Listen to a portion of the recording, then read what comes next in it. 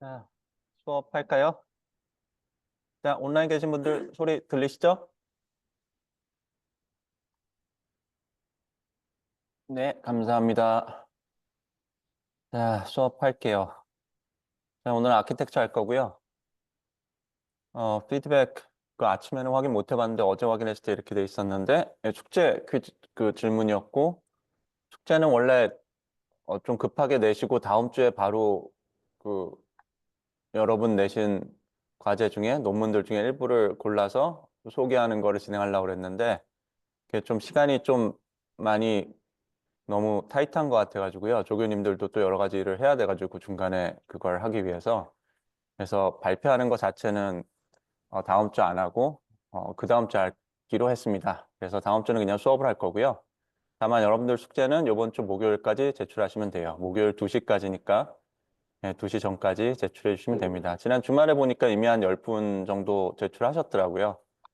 그래서 다 봐봤는데 처음 먼저 제출하신 분들이라 그런지 좋은 논문들 많이 골라서 제출하셨던데 아직 안 내신 분들도 빨리 제출하시기 바랍니다. 예, 이번 목요일까지니까 이틀 남았네요. 자, 지난주 수업했던 거 잠깐 리캡할게요. 지난주 수업은 옵티마이제이션 했죠. 그래서 결론은 아키텍처가 점점 딥하고 라지해지고 스킵 커넥트 넣고 사람들이 딥 네트워크가 정말 좋은 일을 할 수 있도록 높은 성능을 낼 수 있도록 많은 일을 했죠. 그렇게 한 결과 옵티마이제이션 그리고 옵티마이제이션 자체도 많이 임프루브 했고 이니셜라이제이션 메소드를 찾는다든지 그레디언트 디센트 방법들을 여러 가지를 다 트라이한 다음에 잘 되는 걸 찾는다든지 좀 큰 모델들 학습이 좀 어려운 것에 대해서는 스케줄링 기법을 찾는다든지 이런 것들을 다 했죠. 그리고 데이터도 보통은 이미지 데이터라든지 텍스트 데이터처럼 아주 강한 스트럭처를 갖고 있는 어떤 패턴을 갖고 있는 데이터들만 우리가 주로 쓰고 있죠. 가우시안 노이즈가 좀 섞여 있는 랜덤한 데이터, 아니면, 뭐랄까요, 어떤 게 있을까요? 어, 동전 앞뒤 던진 거 시퀀스로 쭉 뽑아놓은 데이터, 그거 아무리 딥러닝으로 학습해봤자 좋은 일 아무것도 안 생기죠. 왜냐면 그 안에 패턴, 심플 패턴이라는 게 없으니까, 스트롱 패턴이 없으니까 찾을 것도 없고 배울 것도 없고, 그쵸? 자, 근데 우리가 쓰는 데이터들은 어떻게 돼요? 예. 주로 perception 데이터들인데, perception에 관계된 데이터들이 그 안에 스트롱한 패턴이 있음에도 불구하고 디멘션이 너무 크고 다루기가 어려워서 못하다가 딥러닝이 해결한다. 이런 거죠. 그래서 그런 종류의 데이터와 그런 종류의 어드밴스드 아키텍처 옵티마이제이션 기법들을 썼더니 loss 랜드스케이프이 상당히 나이스해졌고 loss 랜드스케이프이 되게 나이스해지면서 우리가 틀림없이 넌리니어 프로그래밍이라고 믿었던 이 어려운 문제가 사실은 훨씬 더 쉬운 문제가 되어 있었다. 지난번에 했던 얘기죠. 예, 그래서 결국은 이런 것의 영향으로 all local minima, are global minima 같은 말들을 할 수 있게 됐고 물론 네트워크를 엉망으로 디자인해 놨거나 좀 전에 말씀드린 것처럼 데이터가 이상한 데이터면은 어떤 심플 패턴에 해당되는 스트롱 패턴에 해당되는 어떤 내재적인 패턴이 존재하지 않는다면 그럼 학습이 잘 안 되겠죠. 그래서 all local minima, global minima가 해당이 안 되겠죠. 근데 적어도 우리가 딥러닝으로 주로 풀고 있는 문제들에 대해서는 이런 말을 할 수 있을 정도까지 멀리 갔다. 이렇게 이해하면 되겠죠. 뭐 제너레이션이 그 전에 이제 옵티마이제이션 얘기하기 전에 제너레이션 얘기를 한참 하긴 했는데 결국은 두 개가 아주 밀접하게 연결돼 있어서 한 가지 얘기할 때 다른 거 얘기를 안 할 수가 없게 됐다. 그 얘기도 지난주 수업에서 다뤘죠. 자, 그런 얘기들 했고요. 그 다음에 이제 튜토리얼도 좀 얘기했죠. 튜토리얼에서 이런저런 얘기들이 나오고 개인적으로는 정말 잘 만든 튜토리얼이라고 생각하는데 어쨌든 거기서 슬라이드들 중에 일부만 그냥 캡처해서 이렇게 넣어놨습니다. 그래서 이렇게 학습을 할 때, 트레이닝 할 때 이렇게 러스가 확 변하기도 하지만 테스트 퍼포먼스도 확 변한다. 그래서 궁극적으로 우리가 원하는 거는 최종적인 테스트 퍼포먼스가 좋은 거기 때문에 그걸 해내기 위한 트레이닝이란 무엇인가, 그런 옵티마이제이션이란 무엇인가에 대해서 되게 열심히 이해하려고 노력해야 된다. 그런 얘기를 했고, 이 그림은 너무 좋은 그림이긴 한데 사실 좀 미스리딩 하기도 한데요. 왜냐면 미스리딩한 거 조금 이따 얘기해 볼까요? 어쨌든 이거 자체는 스몰 아키텍처가 갖고 있는 가능한 표현할 수 있는 펑션들이 쭉 있고 라지 아키텍처가 가지고 있는 펑션들이 쭉 있는데 근데 왜 라지 아키텍처가 훨씬 더 잘 되느냐? 일단 이 스페이스 안에 더 심플한 패턴을 표현하는 펑션이 포함되어 있을 가능성이 더 높고 단지 포함되어 있는 거의 이슈뿐만 아니라 거기에 찾아가는 것 자체도 훨씬 더 쉽게 잘 찾아갈 가능성이 높다. 이런 건 이제 더블 디센트를 보고 나면 아주 쉽게 이해가 되는 거죠. 더블 디센트의 안 좋은 상황들을 보고 나면 아 그렇구나. 충분히 모델이 커야지만 좋은 모델을 심플한 패턴을 표현하는 펑션을 잘 찾아갈 수 있겠구나. 그런 걸 알 수 있는 거죠. 네, 그걸 설명한 건데 다만 좀 약간 미스리딩하다고 말씀을 드린 거는 여기에서 이제 컴프레션 관점은 안 들어있죠. 근데 컴프레션 관점에서는 사실 아주 큰 아키텍처로 좋은 모델 찾은 다음에 컴프레스를 하면은 이제 스몰 아키텍처인데 이제 좋은 퍼포먼스 내내 찾을 수 있잖아요. 그래서 그게 이제 보기 따라 다를 것 같은데요. 스몰 아키텍처를 컴프레션을 어떻게 하는지 따라 다를 것 같은데 컴프레스에서 찾은 작은 스몰 아키텍처는 결국 스몰 아키텍처지만 임의로 고른 스몰 아키텍처는 아닐지도 모르고 그죠? 그러니까 그냥 스몰 아키텍처로 표현할 수 있는 그 수많은 펑션은 포함이 안 돼 있지만 또 다른 스몰 아키텍처로는 표현이 가능한 펑션일 수도 있고 아니면 사실은 둘 다 심플한 걸 표현하고 있는데 단지 스몰 아키텍처가 더 심플한 펑션에까지 optimize해서 거기까지 가질 못했었는데 큰 아키텍처로 그걸 찾은 다음에 작은 아키텍처로 컴프레스하면 거기를 찾아갈 수 있는 걸 수도 있고 그래서 생각할 수 있는 게 되게 여러 개 있는 것 같아요. 그래서 이게 딥러닝이 늘 그렇지만 이렇게 차곡차곡 이론이 하나, 둘, 셋 이렇게 계속 배워나가는 게 아니라 이런 것도 있고 저런 것도 있고 그러다 보니까 예, 그때그때 생각하실 게 좀 많을 겁니다. 근데 어쨌든 이 그림도 원래 하려든 말하려든 의도는 우리 지난 수업 시간에 얘기한 거지만 근데 이거 준비를 하다 오늘 수업 준비를 하다 이걸 쓱 봤더니 컴프레션 관점으로 보면 또 이상한 메시지네? 그 생각이 들어가지고 잠깐 코멘트를 해봤어요. 잘들 생각해 보세요. 생각할 수 있는 게 참 많으니까. 이 그림이 이제 그 튜토리얼에서 설명하는 것 중에 가장 핵심적인 인투이션이라고 그때 말씀드렸죠. 이게 SGD 왜 우리가 트레이닝을 되게 오래 해야 되느냐. 페인풀해 죽겠는데 왜 이렇게 오래를 돌려야 되느냐. 왜냐하면 Lost Landscape 안에서 결국은 좀 더 플랫한 리전으로 가는 게 좋다는 게 정설인데 그게 가장 파퓰러한 어떤 설인데 그걸 하기 위해서 그걸 찾아가는 과정이 결국은 이렇게 조그만 스페이스가 아니죠. 이건 3디멘셔널 스페이스에서 그림을 그려놨으니까 이렇게 우리가 인투이티브하게 이해할 수 있는 거고 실제로는 파라미터 개수가 너무 많으니까 벡터 스페이스 자체가 워낙 큰 데서 무슨 복잡한 일들이 벌어지고 있다 보니까 거기서 이런 종류의 인투이션이 생기는 것들이 상상은 잘 안 되지만 힌튼 교수님처럼 3차원 그림을 보고 이런 일이 벌어진다고 우기면 이런 일이 벌어진다. 그래서 학습을 오래 해야지 좋은 모델, 제너럴라이즈가 잘 되는 좋은 모델을 찾아갈 수 있다. 뭐 그런 얘기를 했습니다. 자, 지난 수업에 그런 얘기를 했고요. 이제 오늘 아키텍처 얘기를 할 건데 아키텍처를 이제 원래 그 딥러닝 연구를 저희 이제 학생분들하고 옛날에 이제 이분 저분하고 저도 처음 공부하면서 같이 연구를 좀 시작했었는데 초반에 했던 연구 중에 하나가 이제 하이퍼 파라미터 optimization. 왜냐하면 튜닝을 그렇게들 열심히 하고 앉아 있으니까 이게 말이 되나 싶어서 보기 시작했었는데 그래서 우리 그 학생분하고 연구를 시작해서 꽤 오랫동안 했었는데 그때 이제 어 하이퍼 파라미터 optimization 뉴럴 아키텍처 설치라는 게 이제 연구가 막 시작이 돼서 엄청나게 커졌었어요. 그래서 그거 관계된 거를 잠시만요.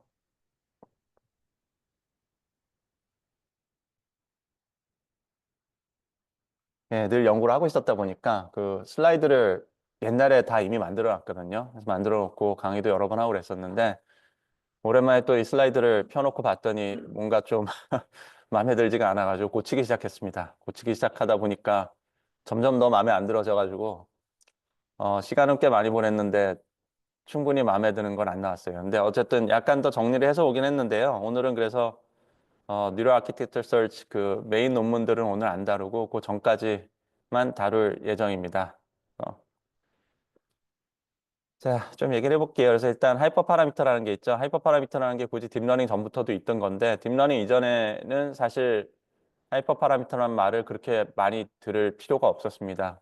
생각보다 하이퍼 파라미터를 튜닝하는 것보다는 모델을 그냥 바꾸면서 이것저것 해보는 게 상당히 중요한 것이었다 보니까 하이퍼 파라미터를 얘기하는 경우는 그렇게 이 용어 자체도 그렇게 많이 쓰이지 않았었죠. 그래서 그렇게 됐었고 다만 이제 저희 연구실에서는 이 연구 시작하면서 용어가 너무 혼란스러워가지고 하이퍼 파라미터라는 거를 그냥 무조건 이렇게 디파인했습니다.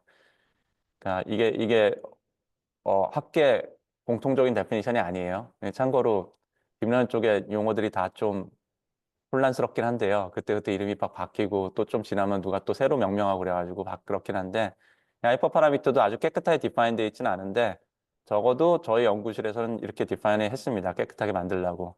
뭐냐면 any model related parameter인데 트레이닝 전에 정하는 거. 트레이닝하기 시작하기 전에 정해야 되는 것들은 전부 그냥 하이퍼 파라미터라고 부릅시다. 그래야지만 우리 하는 연구가 좀 쉬워지네요. 뭐 이렇게 정했는데 예를 들면 옛날 걸로 치면 옛날 머신러닝으로 치면은 러스틱 리그레션 쓸 거냐, 랜덤 포레스트 쓸 거냐, 이거 모델 고르는 거죠. 근데 이것도 고르는 문제잖아요. 언제 골라요? 예, 트레이닝 시작하기 전에 골라야죠. 트레이닝 할 때 고르면은 트레이닝 할 수가 없잖아요. 그때는 그건 트레이닝의 일부가 아니잖아요. 이건 미리 고르는 거잖아요. 근데 리니어 모델, 러스틱 리그레션이 됐든 리니어 모델이 됐든 그걸 골랐으면은 이거를 또 디멘션을 몇 개 쓸지 또 골라야 되죠. 이거를 리니어 폴리노미얼로 할 거면 폴리노미얼 리니어로만 할 건지 아니면 쿼드라틱으로 할 건지 이런 걸 정해야 되죠. 그래서 이런 게 다 하이퍼 파라미터에 해당되고 근데 다만 이건 디스크리트하죠. 두 개를 할 거냐, 세 개를 할 거냐. 이거는 세 번째 거를 킬 거냐, 안 킬 거냐. 이런 언어페 개념이 있는 것들이고 이런 람다 같은 거는 이제 레귤레이션 하는 거 앞에 스트렝스를 조정하는 이 스트렝스 파라미터 같은 경우는 이제 컨티니어스 베리어블이죠. 그래서 이제 컨티니어스한 하이퍼 파라미터들도 잔뜩 있고 딥러닝 넣어놓으면은 이제 주로 많이 튜닝 하시는 게 러닝 레이트, 배치 사이즈, 뭐 F4 옛날 같으면 액티베이션 펑션도 많이 튜닝 했었는데요. 초기에는. 근데 액티베이션 펑션은 이제 동네마다 거의 정해져서 거의 렐루고요. 왜 렐루예요? 앞트라이션이 잘 되니까. 예. 이제 우리 제너레이션 앞트라이션 실컷 떠들었으니까 이제 얘기가 되게 쉬워지는 게 많아요. 그냥 예. 렐루가 앞트라이션이 가장 잘 되기 때문에 잘 되는 건 왜 그래요? 예, 펑션이 되게 심플하게 생겼으니까, 리니어하게 생겼으니까. 네, 그래서 그런 게 잘 되고 그러다 보니까 액티베이션 펑션을 렐루를 되게 많이 쓰는데 다만 데이터라든지 태스크에 좀 특별한 부분이 있어서 이 뾰족한 부분을 어떻게 좀 치워야 된다든지 뭐 이런저런 이유가 있으면 이제 액티베이션 펑션이 좀 바뀌기 시작하죠. 근데 초반에만 해도 2015년, 16년만 해도 이게 명확하지 않아서 액티베이션 펑션도 다 리스트업 해놓고 내 데이터에 대해서 잘 되는 게 뭔지 막 바꿔가면서 해보고 그랬습니다. 그래도 시절이 있었고요. 이런 걸 다 하이퍼 파라미터라고 부를 거고요. 예, 본 강의에서는. 이제 모델 파라미터가 있는데 모델 파라미터는 우리 뉴럴 네트워크 안에 W 뭐 1, 2, W, 2, 2 뭐 이런 것들이요. 예. 트레이닝 하는 동안에 계속 업데이트해서 값이 변하는 애들. 걔들 이제 모델 파라미터라고 부르겠습니다. 근데 모델 파라미터라도 그러고 이제 머신러닝에서는 러닝이란 컨셉을 강조하는 걸 좋아하기 때문에 트레이닝도 러닝이라고 부를 때가 많고 이 모델 파라미터도 러너블 파라미터라고 부를 때가 많죠. 예, 뭐 이렇게 부르기도 하고 아니면 그냥 심플리 그냥 파라미터라고만 딱 부르기도 하고 하이퍼 파라미터랑 비교하기 위해서. 예, 하이퍼 파라미터인 건 이렇게 되고요. 이거는 이제 좀 뭘 좀 도와주려나 싶어서 요즘 딥 리서치가 도움이 안 되고 있습니다. 수업에 아주 슬퍼요. 예, 뭔가 잘 정리를 못하기 시작했어요. 타픽을 제가 잘못 줬는지. 자, 근데 어쨌든 모델 파라미터가 하이퍼 파라미터 비교한 거면은 뭐 이렇게 되고요. 그다음에 하이퍼 파라미터 중에 이제 딥러닝에 주로 쓰는 게 뭐야 그랬더니 이렇게 쭉 리스트업을 해줬는데 이제 다 아시는 것들이고요. 다만 뒤에 가면 잠깐 이제 얘기를 할 텐데 모델 아키텍처에 관계된 것들도 하이퍼 파라미터로 부르고 있습니다. 이 경우에는. 근데 이게 논문 따라 좀 달라요. 이제 이쪽 동네 논문에서 어떤 논문들은 모델 아키텍처 관계된 거는 하이퍼 파라미터라고 안 부르고 아키텍처 디자인의 일부로 보고 어떤 논문들은 전부 다 하이퍼 파라미터로 보고 근데 이제 제가 설명드린 이 관점으로 보는 게 가장 그냥 얘기하기가 제일 쉬운데 그 관점으로 보면은 이 아키텍처에 관계된 이런 것들도 전부 다 그냥 하이퍼 파라미터인 것 같아요. 넘버 오브 레이어라든지 넘버 오브 뉴런스 per 레이어 같은 것들이 왜냐하면 트레이닝 하기 전에 다 정해야 되잖아요. 그걸 정해야지만 트레이닝을 시작할 수 있잖아요. 그죠? 이렇게 되고 자 이런 것들을 잘 정해야지 퍼포먼스가 잘 나온다는 건 잘 알려진 거고 자 용어로 보면은 AutoML이라는 용어가 있고 HPO라는 용어가 있고 NAS라는 용어가 있는데 AutoML은 통상적으로 여러분들 쓰는 소프트웨어 툴을 얘기하죠. AutoML이라는 거는 데이터하고 loss 펑션 또는 태스크.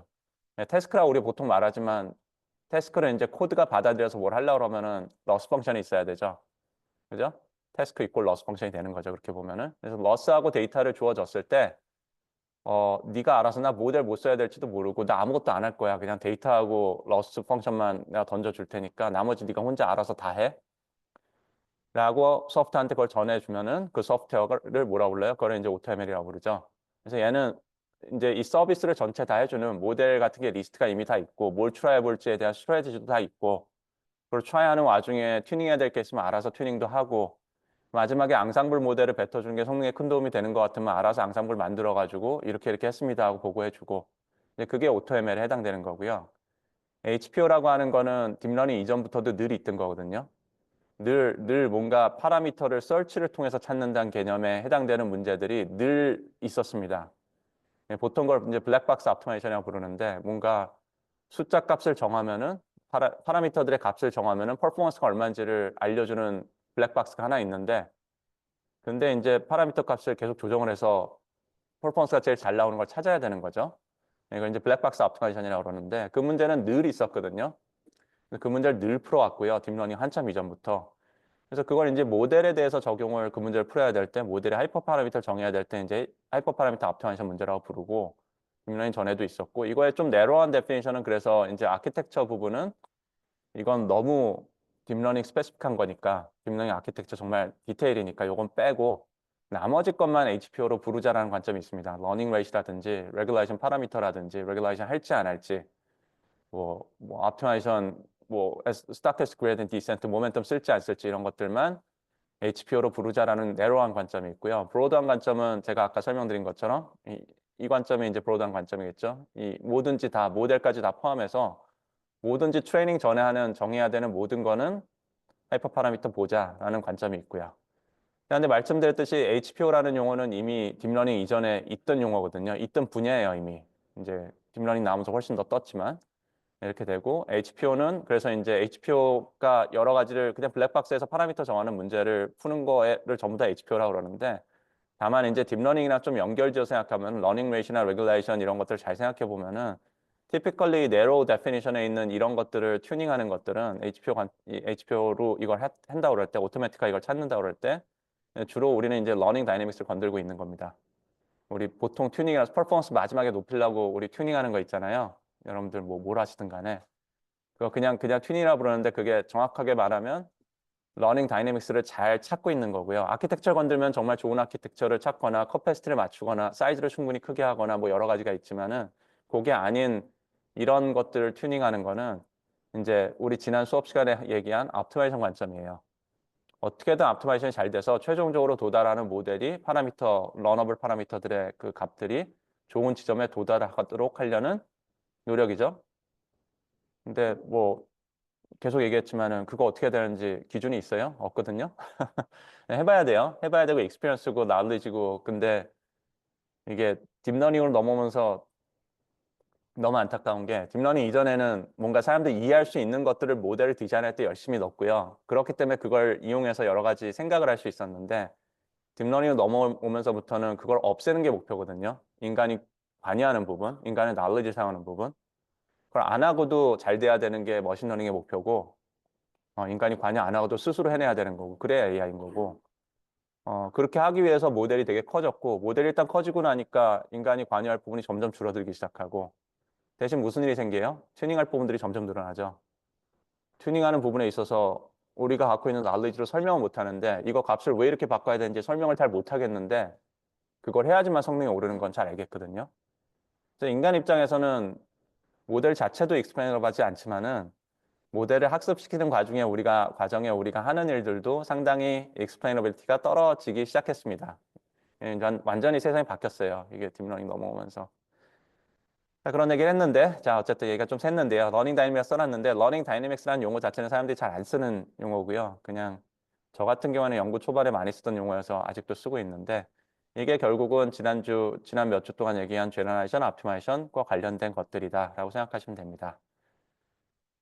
네, 그리고 여기 적어놓은 것처럼 이제 논문들 따라서는 아키텍처 컴포넌트들도 HPO에 일부러 보는 것도 있고 아닌 것도 있고 근데 그게 또 명시적으로 또 그렇게 했다 안 했다 얘기도 안 하고 그래서 혹시 이쪽 논문들을 보시면은 그냥 잘 감으로 찍으셔야 돼요. 이 사람들은 무슨 생각을 하면서 이 용어를 쓰고 있는지 명확하지 않습니다.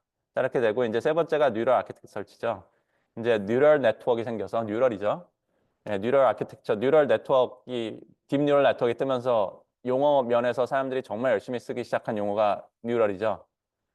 그래서 HPO라고 부르긴 싫고 그래 아키텍처 관계된 거 열심히 디자인하는 걸 하고 있으니까 뉴럴을 갖다 붙여야겠고 그래서 뉴럴 아키텍처 설치가 된 거죠. 예, 딥러닝 이후에 당연히 나온 거고요. 이거는 그리고 나스에서 typically 이제 나스가 포커스하는 거는 아키텍처 정말 디자인입니다. 그거에 맞는 하이퍼 파라미터도 같이 결국 찾아야겠지만 그래야 좋은 아키텍처가 뭔지 알아낼 수 있겠지만 그건 조금 더 부수적인 거고 실제로는 좋은 아키텍처를 찾는 게 목표예요. 그래서 그렇게 해서 예를 들면 그렇게 해서 찾은 게 뭘까요? 그렇게 찾은 게 되게 많은데요. 근데 여러분 정말 정말 잘하는 아키텍처들은 대부분 그렇게 안 찾았어요. 안타깝게도. 논문도 엄청나게 많고 사이테이션도 정말 정말 높게 올라갔는데 실제로 우리가 제일 많이 쓰는 네트워크들은 아키텍처 설치 자체로만 찾은 것 같진 않아요. 적어도. 그렇게 찾았던 논문들 결과들 중에 있던 것들은 한참 떴다가 보통 다 없어졌거든요. 대부분이 많이 없어졌어요. 그렇지 않은 것들도 다음 주에 좀 얘기를 말씀을 드리긴 하겠습니다. 이렇게 되고 뉴럴 아키텍처 설치는 아키텍처 디자인이니까 당연히 이제 넘버 오브 레이어라든지 넘버 오브 뉴런이라든지 스킵 커넥을 넣을 거냐 안 넣을 거냐 이런 디시전들이 정말 중요한 부분들이 되고요. 마찬가지 용어 자체는 보통은 뉴럴 아키텍처 설치는 정말 아키텍처만 얘기하거든요. 근데 논문 따라서 이제 러닝 레이트 같은 게 같이 들어있으면서 설치를 같이 하는데 그거를 설치한 거에 일부러 보는 논문도 있고 그냥 지금 제가 설명드린 것처럼 아키텍처를 찾기 위해서 어차피 같이 찾자 그걸 옵티마이즈를 안 하고는 좋은 아키텍처가 뭔지 알 수 없으니까 부수적으로 그냥 찾은 걸로 보는 관점도 있고 그렇습니다. 사람들이 이런 관점이 어느 관점으로 보고 있는지를 별로 중요하게 전혀 생각하지 않아요. 딥러닝의 특징이죠. 어찌됐든 좋은 아키텍처 찾아서 성능이 제일 잘 나왔으면 나는 됐다. 의 관점이 가장 중요하기 때문에 좀 이런 얘기들은 자세하게 안 하죠, 보통. 자, 백그라운드 얘기를 좀 하겠습니다. 이 정도가 이제 터미널즈를 세 가지를 디파인을 했고요. 근데 뭐 디파인을 하긴 했는데 지금 말씀드린 대로 되게 애매하거든요. AutoML만 명확하게 다른 거고요. 이건 소프트웨어 솔루션을 얘기하는 거고요. HP하고 NAS는 경우에 따라서 같은 의미로 쓰이는데 딥 네트워크 연구하는 분들은 무조건 NAS라는 용어를 씁니다. HPO란 말을 절대 안 합니다. 옛날부터 연구하던 분들은 결국 다 HPO의 일부인데 쩝쩝 이러고 있습니다. 이게 그냥 상황이에요. 그래서 여러분들은 어떻게 해야 돼요? 그냥 나스라고 부르면 돼요. 뉴럴 아키텍처 설치를 했다. 근데 하이퍼 파라미터 부분에 되게 집중해서 뭐 했던 거에 대해 설명할 부분이 있으면 라이팅을 할 때는 하이퍼 파라미터라는 용어를 직접적으로 말하고 하이퍼 파라미터 옵티마이션을 이렇게 했다. 그런 표현을 쓰면 되겠죠. 근데 전반적으로는 아키텍처까지도 건드렸으면 무조건 나스라는 표현을 쓰는 게 맞을 것 같습니다. 그게 더 인정받는 용어니까. 정확한 용어는 아닌 것 같습니다. 참고로. HPO가 가장 정확한 용어예요. 왜냐하면 그 안에 다 포함되기 때문에. 자, 딥러닝 이전에 대해서 잠깐만 얘기해 볼게요. 또 아키텍처도 이전과 이후 얘기를 조금 해보겠습니다. 딥러닝 이전은 인덕티브 바이어스라는 게 정말 중요했거든요. 이게 정말 짧게 한 페이지로 설명하는 머신러닝이죠. 머신러닝 스토리 어떻게 흘러가요? 데이터가 있다. 근데 데이터가 X 값이 있고 이 점들이 하나하나가 데이터 포인트인데 X 값이 있고 그 다음에 내가 프레딕션 하고 싶으면 Y 값이 있는데 슈퍼바이스 데이터셋이어서 각 X 지점마다 Y 값이 얼마였는지 이렇게 샘플로 있는 거죠. 자, 근데 프레딕션 알고리즘을 만들고 싶으면 어떻게 해요? 가장 쉬운 거는 4가 인풋일 때, X가 4일 때 아웃풋으로 Y 햇을 얼마를 뱉어낼까라는 게 가장 기본적인 프레딕션 문제죠. 리그레션 프레딕션 문제. 그거의 가장 기본적인 답은 그냥 이 구간을 바로 4라는 지점에 샘플이 있었으면 그냥 그 샘플 값을 읽어드리면 되는데 그 샘플의 Y 값을 그냥 Y 햇으로 뱉으면 되는데 그게 보통 없죠. 그래서 나온 컨셉이 뭐예요? nearest neighbor죠. 적당히 네이버인데 적당히 근처를 갔을 때 점이 몇 개 정도 나올 때까지 가가지고 그 점들 평균값으로 하자. 노이즈하니까. 그게 가장 펀더먼털하고 사실 어떻게 보면 가장 파워풀한 머신러닝 프레딕션 알고리즘이죠. nearest neighbor가 여기 있고요. nearest neighbor는 펑션도 없습니다. 그냥 주변에 있는 점만 찾으면 끝나는 디스턴스 개념만 있으면 되죠. 디스턴스를 수식으로 어떻게 표현할 거지만 정하면 다 되는 아주 기본적인 거고 이게 이제 로컬라이션이라는 개념이 들어가 있는 거죠. nearest neighbor라는 게. 프레딕션의 가장 기본적인 개념인 로컬라이션으로 문제를 푼 거고.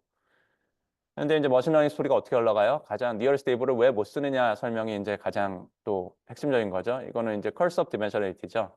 curse of dimensionality는 뭐냐면은 디멘션이 점점 커지면 x의 인풋 디멘션이 1 디멘션이 아니라 한 10 디멘션만 돼도 나하고 비슷한 점이라는 걸 찾는다는 게 요번 인풋 x에 대해서 기존에 있던 슈퍼바이스 데이터셋, 트레이닝 데이터셋에 있는 것 중에 비슷한다는 걸 찾는 게 너무 어려워진다.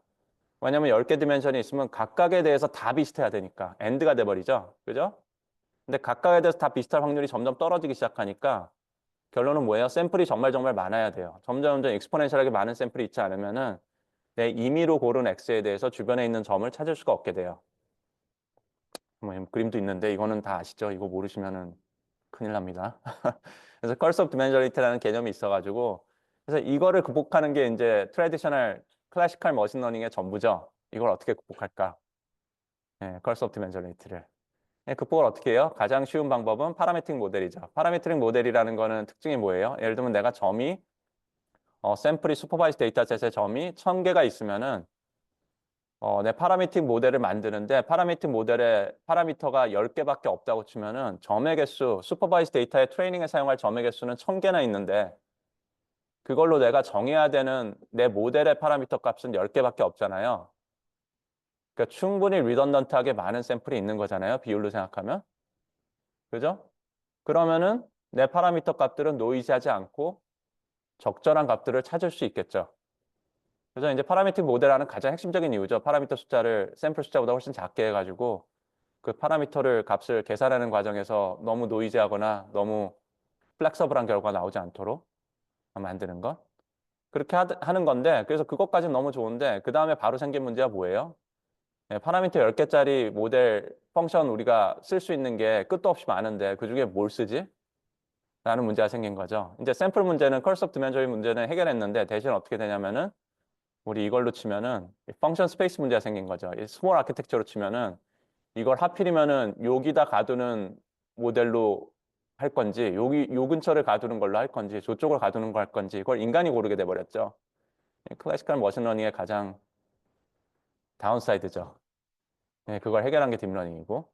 자, 어쨌든 그래서 파라미터 모델에서는 파라미터 숫자가 작아야 되고 그리고 대신 인간이 잘 찍어야 되는데 잘 찍는다는 개념은 결국은 정말 열심히 데이터를 분석해가지고 아, 우리 이런 동네에서 보는 이런 종류 데이터는 이런 특징이 있으니까 리니어 모델 쓰면 되고 저런 동네에 쓰는 저런 모델은 넌리니어한 특징이 있는데 보통 이렇게 생긴 데이터들은 이런 동네에 이런 데이터들은 트리를 쓰면 되니까 그걸 누군가 찾아놓으면 그걸 또 쓰고 예, 그거를 정말 열심히 나울리지를 쫙 빌드업을 하고 있던 거죠. 근데 모델 만드는 건 이렇게 많은 사람들이 되게 열심히 해놨고 우리는 어떻게 했었어요? 클래시컬 머신러닝 하던 시절에는 그걸 그냥 다 가져다가 돌려보면서 성능 잘 나오는 걸 찾을 때까지 밸리데이션 퍼포먼스 잘 나오는 모델을 고르는 걸 했었죠. 여기 제 수업 슬라이드 상에서는 모델을 고르는 것도 하이퍼 파라미터를 고르는 거기 때문에 우리 지금 하고 있는 하이퍼 파라미터 튜닝에 준하는 일을 한 거죠. 모델을 여러 개 트라이하면서 파라미터 대충 뭐 10개, 15개, 20개 근처에 있는 모델들을 트라이하면서 고르는 일을 한 거고 그때 그 모델들을 부를 때 우리가 되게 핵심적으로 부르는 개념이 인덕티브 바이어스였죠. 이 모델은 데이터 샘플을 언더라잉 펑션에 그 되게 큰 특징이 리니어한 특징이 있을 것이다 라고 믿으면은 리니어 모델을 갖다 쓰고 서플 벡터 머신에 무슨 레디얼 커널을 쓰는데 그거에 해당되는 특성이 있을 거라고 믿으면 그걸 갖다서 모델링을 해보고 그래서 모델을 만들 때도 인덕티브 바이어스라는 개념이 다 붙어 있고요. 모델 하나하나마다 이런 개념의 이런 데이터라면 이게 잘 될 것이다라는 개념이 들어있고 또는 컴퓨팅 관점에서 컴퓨팅을 되게 쉽게 하려고 그러면 이런 식으로 모델을 만들면은 우리가 컨벡스 옵티마이저를 쓸 수 있지. 뭐 그렇게 만들든지 뭐 이런저런 이유가 있었습니다. 근데 어쨌든 모델의 데이터의 특성에 관계된 것들 우리 심플 패턴이라고 말했던 거 딥 네트워크 우리 한참 재련하신 얘기면서 그것 중에서도 심플 패턴인데 우리 딥 네트워크에서 그냥 심플 패턴만 얘기하고 더 이상 얘기 안 하죠. 그게 심플 패턴이 리니어이면 어떻게 되고 뭐 레디얼이면 어떻게 되고 이딴 소리 절대 안 하죠. 왜요? 왜 안 해요? 뭐든지 상관없으니까. 그냥 어프로치 자체가 딥러닝은 그게 모여도 상관없는데 다 찾아가는 걸 목표로 하거든요. 예, 근데 클래식은 어떻게 돼요? 그걸 하나하나 이해할 수 있는 걸 인간이 생각하기에 인간이 사는 세상에 있는 데이터 중에 꼭 필요하다고 생각되는 모델들 하나씩 다 디자인한 다음에 누군가가 내가 필요한 걸 디자인해 놨을 것이다. 그 인덕티브 바이어스가 있는 모델을 나는 그걸 잘 찾아다가 밸리데이션 퍼포먼스를 잘 보면서 골랐으면 되지. 이렇게 됐던 거죠. 자, 이제 클래시컬 머신러닝이 이 어프로치고요. 이제 그 시절을 대변하는 또 아주 중요한 논문이 이제 No Free Lunch Theorem이라고 하는 논문이 있었죠. 이 정말 펀더멘탈한 컨셉을 설명해 주는 건데 논문이 근데 사실 논문 증명이 나오고 수식적으로 뭘 증명하고 그런 논문인데 근데 사실 정말 수식 증명은 간단한데 이게 읽으면 이렇게 쉽게 읽히는 논문은 아니에요. 근데 뭐 읽어보시면 되게 좋은데요. 논문 간단하게 설명을 해보면은 어떤 거냐면은 예를 들면은 코인 토스를 했는데 옵저베이션이 0, 0가 벌써 나왔다고 쳐봐요. 두 번 던졌는데 둘 다 이 0이 뭐 바람이라고 해볼까요? 그 업하고 다운이 있다고 치면 다운이 두 번 나왔다고 해볼까요? 근데 다음 거는 그러면 다운을 찍어야 될까? 업을 찍어야 될까? 뭐 이런 문제가 있다고 생각해 보자. 이 논문이 이제 이런 간단한 문제를 놓고서 설명하고 싶은 게 뭐냐면요. 이 데이터를 뽑은 데이터를 제너레이트한 프로세스가 있을 거 아니에요. 진짜 언더라잉 이 데이터를 만들어내는 그게 기계가 됐든 동전이 됐든 뭐가 됐든 진짜 프로세스가 있을 텐데 그 피지컬 월드의 그 정말 그 프로세스가 어떤 특징을 갖고 있다면은 이 데이터가 그걸 반영을 하겠죠. 그래서 우리는 그걸 찾는 걸 하고 있는 거거든요. 정확하게 그 특징에 오버피팅하는 모델을 찾는 거를 되게 열심히 하고 있는 거거든요. 오버피팅이란 오버란 표현을 쓰면 안 되겠네요. 피딩하는 걸 찾고 있는 건데 근데 여기서 설명하고 싶은 건 뭐냐면은 세상에 있는 문제 하나만 너네가 푼다고 자꾸 생각하지 말고 네가 갖고 있는 데이터셋 하나에 대한 문제만 푼다고 생각하지 말고 사실 세상에는 데이터셋이 정말 종류가 다양한데 걔들을 다 컬렉티브하게 놓고 생각해 보자. 그러면서 하는 말이 뭐냐면은 이제 이 예를 들면 뭐냐면 동전으로 치면 00이 나온 다음에 0이 나오는 거를 주로 제너레이트하는 데이터 제너레이션 프로세스도 있겠지만은 00이 나왔으면은 그 다음에 반드시 1이 나오도록 데이터를 제너레이트하는 프로세스도 존재하지 않겠느냐라는 얘기를 합니다. 그래서 데이터를 제너레이트하는 프로세스들이 되게 많이 있고요. 다 다른 데이터셋이에요. 다 다른 IID예요. 근데 걔들의 특징을 유니폼한 디스트리뷰션에서 뽑았다고 생각을 하면은 예를 들면 00이 나온 다음에 0이 나오는 프로세스가 있고요. 1이 나오는 프로세스가 있는데 둘은 다른 프로세스예요. 근데 세상에 고등학교 0이 나오는 프로세스가 있으면 1이 나오는 프로세스도 같은 확률로 존재해요. 태스크 중에. 근데 저는 데이터만 있으니까 어떻게 돼요? 제가 풀고 있는 문제가 00 다음에 0이 나오는 프로세스에서 나온 데이터인지 00 다음에 1이 나오는 데이터인지 모르거든요. 그걸 트레이닝 데이터로 게싱을 자꾸 해가지고 맞추려고 노력을 하고 있는 거죠. 어쨌든 논문에서 설파하는 거는 뭐냐면은 00 다음에 0이 나오는 모델을 네가 그런 알고리즘을 고른다면 그걸 사용한다면 정말로 하필이면 네가 푸는 게 00 다음에 0이 나오는 프로세스였을 때는 좋은 성능을 내겠지만 성능을 높여주겠지만 랜덤하게 찍는 것보다 대신 00 다음에 1이 나오는 걸 가면 성능을 오히려 떨어뜨린다. 차라리 랜덤하게 찍었으면 반이라도 맞추는데 00 다음에 반드시 1이 나오는데 프로세스에 가가지고 0이 나온다고 찍고 있으니까 100% 틀리잖아요. 그죠? 그래서 하고 싶은 말은 뭐냐면은 그냥 데이터에 트레이닝하는 얘기하는 게 아니라요. 일반적으로 세상에 있는 모든 데이터에 대해서 성능을 높여주는 기법이 존재할까라는 걸 고민하는 거거든요. 그런 나이스한 기법이 있을까? 뭐든지 다 성능을 좀 높여줄 수 있는 기법이 없을까? 결론은 없다예요. 이런 걸 생각해 보면 이렇게 세팅을 해놓고 세상에 있는 모든 문제가 이런 유니폼 디스트리뷰션이 있는 걸 생각해 보면은 뭔가에 대해서 특화된 알고리즘이라는 거는 하필이면 그거랑 맞아떨어지는 타입 의 프로블럼을 풀 때는 성능을 높여주지만 대신 여기 성능을 딱 높인 만큼 다른 타입 의 프로블럼에 가서 성능이 떨어진다는 거예요. 평균만도 못한다는 거예요. 거꾸로 가니까. 그래서 이렇게 하필이면 유니폼 디스트리뷰션을 가진 태스크들, 데이터 디스트리뷰션 프로세스 자체가 이렇게 유니폼한 어떤 분포를 갖게끔 한 아주 심플리파이드한 문제에 대해서 수식적으로 정말 증명을 합니다. 이 모든 태스크에 대해서 모든 타입 오브 프로블럼이라고 부르는데 이 모든 타입 오브 프로블럼에 대해서 성능은 에버리지 성능은 다 똑같다. 알고리즘을 뭘 골라도. 다만 좀 더 특화된 애와 덜 특화된 애가 있을 뿐이다. 특화된 애는 특화된 어떤 자기하고 맞아떨어질 때 성능이 확 올라가고 대신 나머지의 성능이 더 떨어진다. 뭐 이런 설명을 합니다. 이게 이제 인덕티브 바이어스를 공부하던 시절에 너무너무 중요한 인투이션이었거든요. 우리가 모델을 고른다는 것, 모델을 학습한다는 것이 상당히 이런 개념에 가깝다. 내 데이터 디스트리뷰션에 가까운 걸로 고르는 작업을 정말 열심히 하고 있는 거다. 심지어 모델 파라미터도 러너블 파라미터로 하는 것도 그 작업의 일부로 볼 수 있다. 라는 게 이제 이 시절에 하던 얘기인데 뭐 여기 이런저런 게 적혀 있는데요. 그렇게 보시면 될 것 같아요. 네, 그래서 이 시절에는 어떻게 돼요? 타입 오브 프로블럼에 잘 맞는 모델을 고르는 게 되게 중요하던 시절이고, 그러다 보니까 그 모델이라는 거는 근데, 서플 벡터 머신 같은 경우도 커널을 고른다든지, 커널을 골랐으면 그 안에 또 뭐 파라미터를, 하이퍼 파라미터를 또 고른다든지 그런 부분들이 잔뜩 있음에도 불구하고, 일반적으로 그냥 서플 벡터 머신 쓰느냐 안 쓰느냐, 쓰는데 커널 대량 못 쓰느냐 정도에만 관심이 있지, 그 밑에 하이퍼 파라미터 튜닝하는 거에는 대부분 사람들이 그렇게 신경을 안 썼거든요. 그냥 개념이 이런 거였기 때문에. 근데 지금 몇 번 이미 한번 말씀드린 대로 딥러닝으로 넘어오면서 어떻게 돼요? 딥러닝의 패러다임은 다음 장에 안 나오나요? 아, 여기 나오네요. 자, 뉴이라라고 되어 있는데 여기 넘어가서 얘기를 할게요. 머신러닝 지금 설명드린 게 이런 거고요. 이제 펑션 프라이어를 잘 정하는 것, 인덕티브 바이어스를 잘 고르는 거의 시절이었다면은 딥러닝으로 넘어오면은 일단 패러다임이 파라미터 숫자가 샘플 숫자부터 작다라는 개념이 아예 없어지죠. 이게 지난 몇 번의 수업에서 말씀드린 것처럼 처음엔 너무 황당한 일이었는데 이게 말이 되었는데 그게 심플 패턴을 찾아가는 걸로 다 귀결되면서 말이 되는 걸로 사람들이 믿기 시작하면서 라지 넘버 파라미터를 되게 많이 쓰는 건 전혀 문제가 없어졌고요. 파라미터를 많이 쓰면 학습이 잘 되기도 하지만은 Universal Approximation Theorem에 의해서 펑션도 온갖 펑션들을 다 표현할 수 있죠. 정말 수많은 펑션 중에 내 데이터랑 잘 맞는 걸 찾아가는 거죠. 다르게 보면은 여기 있는 애들이 표현하는 펑션들 다 그냥 어지간한 MLP로 다 표현된다고 보면 되거든요. 표현하고도 남죠. 이렇게 파라미터도 많고 레이어도 많고 그런데. 그러니까 이런 모델 스페이스에서 뭘 고르던 인덕티브 바이어스 이런 얘기하던 거는 그냥 기본으로 다 딥러닝에서 끝나버린 거고요. 인덕티브 바이어스라는 개념 자체가 이제 없어지기 시작하는 거죠. 왜냐면 어차피 딥러닝의 패러다임은 인덕티브 바이어스가 아니라 유니버설 어프락시메이션 디어림이거든요. 네 데이터가 뭐든 간에 네 데이터 안에서 네가 찾고 싶은 패턴, 심플 패턴이 또는 심플보다 약간 더 복잡한 패턴이 뭐든지 간에 나는 그걸 표현하는 펑션으로 변할 수 있다. 파라미터 값을 잘 정해서. 그게 그냥 시작점이죠. 그러니까 인덕티브 바이어스에 대한 관심은 확 떨어지고요. 대신 어떻게 돼요? 대신 옵티마이제이션 잘 안 되면은 제너럴라이즈도 잘 안 되고 잘 안 될 걸. 옵티마이제이션 잘 돼야 되는데. 그러니까 튜닝을 정말 열심히 해야겠네. 이렇게 넘어가기 시작하죠.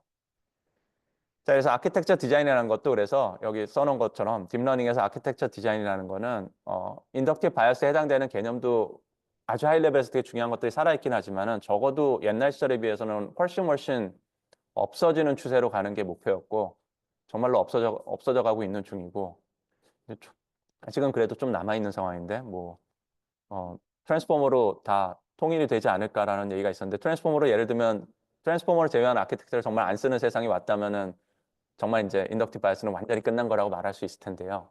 근데 그런 날이 오진 않을 것 같아요.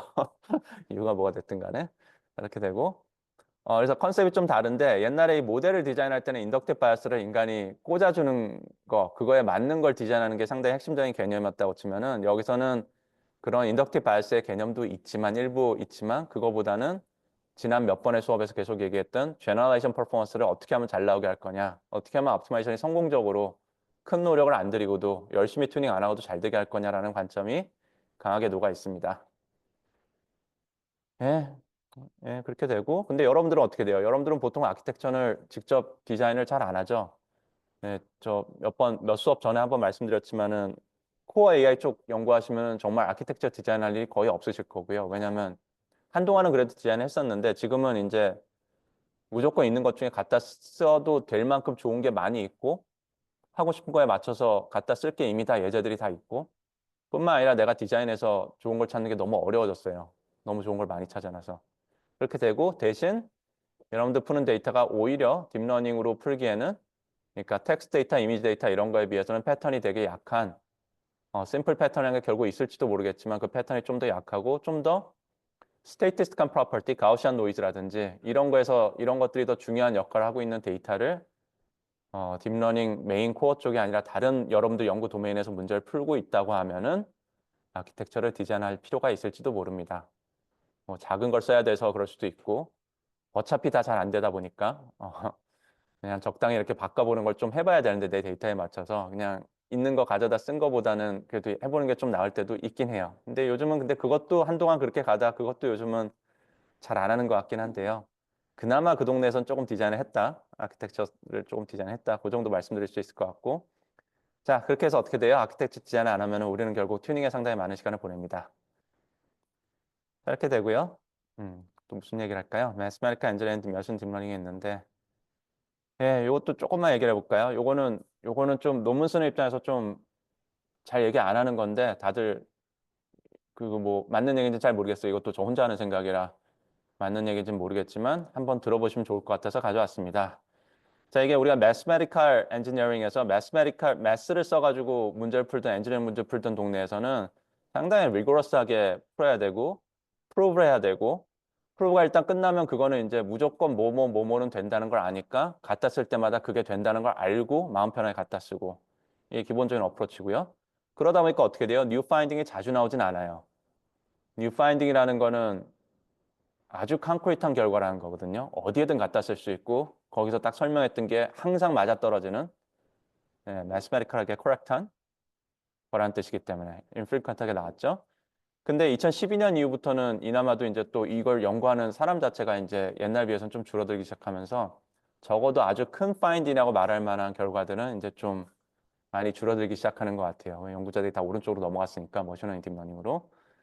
자, 이렇게 되고 머신러닝 딥러닝은 뭐 딥러닝 나오기 전부터도 머신러닝은 상당히 익스페리먼털한 데이터를 다루는 동네니까 데이터를 갖고 모델링을 하는 동네니까 그런 동네고 베스트 에포트가 되게 중요하고요.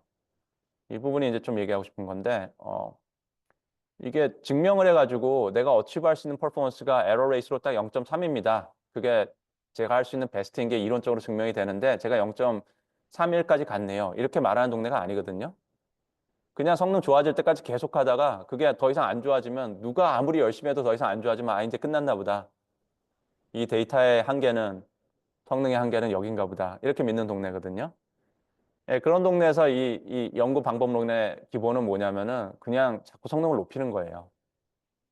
예, 내가 마지막 사람일 필요도 없고요. 내가 중간에 되게 큰 점프를 한 번 했으면 정말 중요한 사람인 거고요.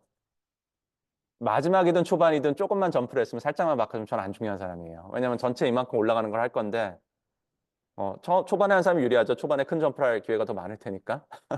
나중에 끝날 때쯤 되면 정말 끝났다는 걸 거의 보여주다시피 마지막 요만큼 하고 정리하는 경우도 있지만 대부분 이제 논문들은 점프를 크게 했던 타이밍에 했던 논문들이 중요한 논문들이거든요. 보통 거기에 있는 메소드들을 다 재활용하면서 또 그다음 임플리먼트를 하고 자 그렇게 가는 동네다 보니까 베스트 에포트라는 게 중요하고 남들을 컨벤싱 하는 게 중요해요. 이게 좋은 결과라는 거를. 그죠? 예, 퍼펙트리 리프로듀서블 한 게 이 동네에선 중요했지만 수식으로 증명을 해야 될 정도로 이쪽 동네에서는 요즘은 이제 모델들이 좋아져서 리프로듀스가 꽤 잘 됩니다. 옵티마이제이션이 이니셜레이션 다르게 하고 뭐 학습 다시 해보고 그래도 보통 비슷하게 잘 되니까. 근데 이것도 한 7, 8년 전, 9년 전만 해도 모델들이 아직 그렇게 나이스하지 않아가지고 리프로듀스가 사기를 쳐서 안 되는 경우도 정말 많았는데 사기를 안 쳤는데도 좀 잘 안 되는 경우도 되게 많았거든요. 논문에 넣는 결과도 과연 내가 모델을 트레이닝을 10번 해본 다음에 그중에 제일 퍼포먼스가 잘 나오는 모델 퍼포먼스로 리포트해야 될지 아니면 10번 트레이닝한 것 중에 에버리지를 리포트해야 될지 아니면 10개 중에 대충 한 3개 골라서 평균은 이거고 스탠다드 디베이션은 얼마라고 성능을 리포트해야 될지 이게 한동안 되게 큰 이슈였거든요. 왜냐면 모델 새로 돌릴 때마다 성능이 바뀌는데 컴퓨팅이 많으면 그럼 어떻게 돼요? 논문 내기 위해서? 그냥 100번, 1000번 돌리는 거죠. 설치라는 거죠. 100번, 1000번 돌려서 근데 모델이 하필이면 좋은 게 나오면은 그 당시엔 잘 이해 못했어요. 그때 학습을 새로 했는데 약간 더 성능이 좋은 게 나왔고 그게 리프로듀스가 안 된다는 게 무슨 의미인지 옛날에는 잘 이해를 하지 못했는데 이제는 이제 옵티마이제이션 들으셨으니까 이제 다 이해가 되실 거예요. 이제 그 시절을 다 지나서 사람들이 무슨 일인지 이해할 수 있게 됐거든요. 하필이면 모델이 학습하다가 좋은 데를 잘 찾아가는 일들이 생길 수 있는데 그게 늘 생기는 학습을 하고 있으면 너무 좋고 그렇지 못해도 가끔 되게 좋은 데 갈 수 있는데 그걸 딱 찾은 거죠. 그래서 제너레이션이 잘 되니까 걔는 좋은 모델이기 때문에 좋은 펑션이기 때문에 실제로 테스트 퍼포먼스가 좋습니다. 밸리데이션 좋고 테스트 데이터 바꿔봐도 여전히 좀 좋아요. 정말 좋은 모델을 찾아갔으니까 심플한 모델을 심플 패턴을 그죠? 그런 경우에는 이제 모델도 있고 그거를 퍼블리시 해주 웨이트를 퍼블리시 해주면 되고 뭐 그렇게 됩니다. 근데 웨이트 퍼블리시 안 하고 성능만 리포트 했는데 나중에 다른 사람들이 해봤는데 아카데믹 환경에서 하면은 100번, 1000번 잘 안 할 거 아니에요. 한 3번 해봤는데 도저히 리포트스 안 되던데요. 이런 일들이 정말 많고 그런 일들이 너무 지나치게 발생하면 사람들이 이제 그게 안 된다는 거를 웹에다 얘기하다가 논문에도 이제 슬슬 적기 시작하다가 그렇게 해가지고 이제 그렇게 갑니다. 그래가지고 이제 막 떴다가 논문이 성능을 이만큼 크게 높여가지고 갭이 컸다가 그게 금방 들통이 나버리면은 또는 리프로덕스가 너무 안 되면 그 논문이 갑자기 확 죽거든요. 커뮤니티에서 그 논문을 갑자기 사이트를 안 하기 시작해요. 다르게 뭐, 이거 근데 또 재밌는 게 보통 그러면은 옛날 같으면은 증명을 했으면 너 증명 틀렸다라고 연락이 오고요. 그러면 내 증명 틀렸다 미안하다고 퍼블리시라고요. 한 장짜리를. 코렉션을 내든지 아니면 논문을 리트랙트 하든지 위드로 해버리든지 그게 옛날 정석이었는데 이거는 확인이 딱히 되는지 안 되는지도 모르겠고 아 나 그때 이렇게 됐었는데 나 지금 없는데? 다 지웠는데? 할 말이 없어요. 그죠? 하여튼 그런 시절이 있었습니다. 그런 시절이 있어가지고 요즘은 좀 그거는 이제 많이 죽은 것 같아요. 그런 시절이 있었다 보니까 그 당시에 사기치는 논문도 정말 많았거든요. 한동안 정말 시리어스한 문제였는데 성능 관계대 성능만 나오면은 퍼블리시를 다 해주니까 그런 시절도 있었고. 자, 어쨌든 간에 근데 그게 말도 안 되는 것 같지만은 이거 지금 이 방법론 입장에서는 그렇게 갈 수밖에 없었어요. 앞으로도 그럴 겁니다. 최대한 그렇게 사기치는 일이 없도록 막아야 되는 거는 여전히 숙제긴 한데 근데 어쨌든 이 동네의 방법론이라는 거는 누구라도 성능이 최고로 올라가는 하이퍼 파라미터 튜닝을 어떻게든 해서 잘 된 거를 퍼블리시하는 게 되게 중요해요. 왜냐하면 이런 방법론으로 이런 걸 튜닝하는 걸로 이런 성능을 낼 가능성이 있다는 걸 보여준 게 너무 중요한 거거든요. 왜냐하면 정말 정말 낼 수 있는 퍼포먼스의 끝이 어딘지 모르는데 어치버블한 예제가 하나 생겼다는 건 너무 중요한 포인트예요. 예, 그게 트레이닝 할 때마다 리프로듀스가 안 되면은 누군가 그게 트레이닝이 잘 돼가지고 이제 리프로듀스가 항상 잘 되는 걸 누군가 찾을 수 있겠죠. 모델을 되게 크게 만들든 뭘 하든 간에. 그죠? 자, 그걸 만들면 이제 끝날 거예요. 자, 근데 더 중요한 건 뭐예요? 그게 가능성이 그만큼까지도 갈 수 있다는 가능성을 알아야 되거든요. 그래야 사람들이 좀 열심히 하거든요. 이게 좀 뉴 파인딩이 그래서요. 성능이 조금 올라갔다라는 파인딩이 정말 많고요. 그중에 서스테인 되는 파인딩도 있고 계속 살아남는 파인딩도 있고 아닌 것도 있거든요. 메소드도 마찬가지죠. 잠깐 뜨다가 없어지는 메소드가 있고요. 정말 이 동네에서 이거는 무조건 쓰는 메소드지 무조건 쓰는 아키텍처지 하고 오랜 기간 살아남는 게 있거든요. 그게 약간 테스트 오브 타임이에요. 시간을 거쳐서 살아남는 것들이 정말 검증이 된 건데 그게 한 논문으로 검증되는 게 아니라 세 개의 논문으로 검증되는 게 아니라 커뮤니티에서 얼마나 살아남는지를 시간에 따라서 보고 나면은 충분히 잘 살아남았으면은 아 이건 수많은 사람들이 해보고 인정을 한 거구나. 실제로 성능을 거기서 더 올리는 것까지도 간 거구나.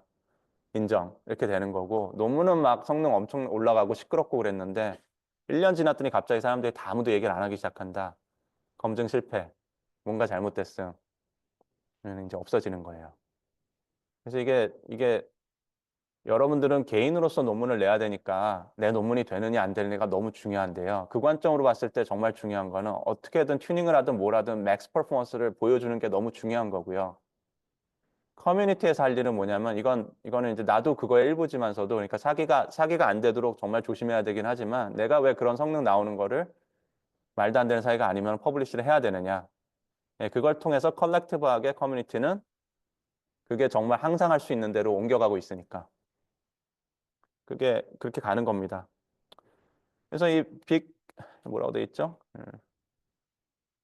빅 파인딩이라는 게 돼 있는데 Generalized Big Finding은 formed by inspecting many new finding이라고 돼 있잖아요. 여러분들이 내는 논문들 하나하나가 바로 빅 파인딩이 되지 못하고요. 상당히 많은 경우는 그것들이 충분히 모였을 때 그 자리를 잡으면서 아, 우리 동네에서 무조건 이거는 그냥 하는 겁니다.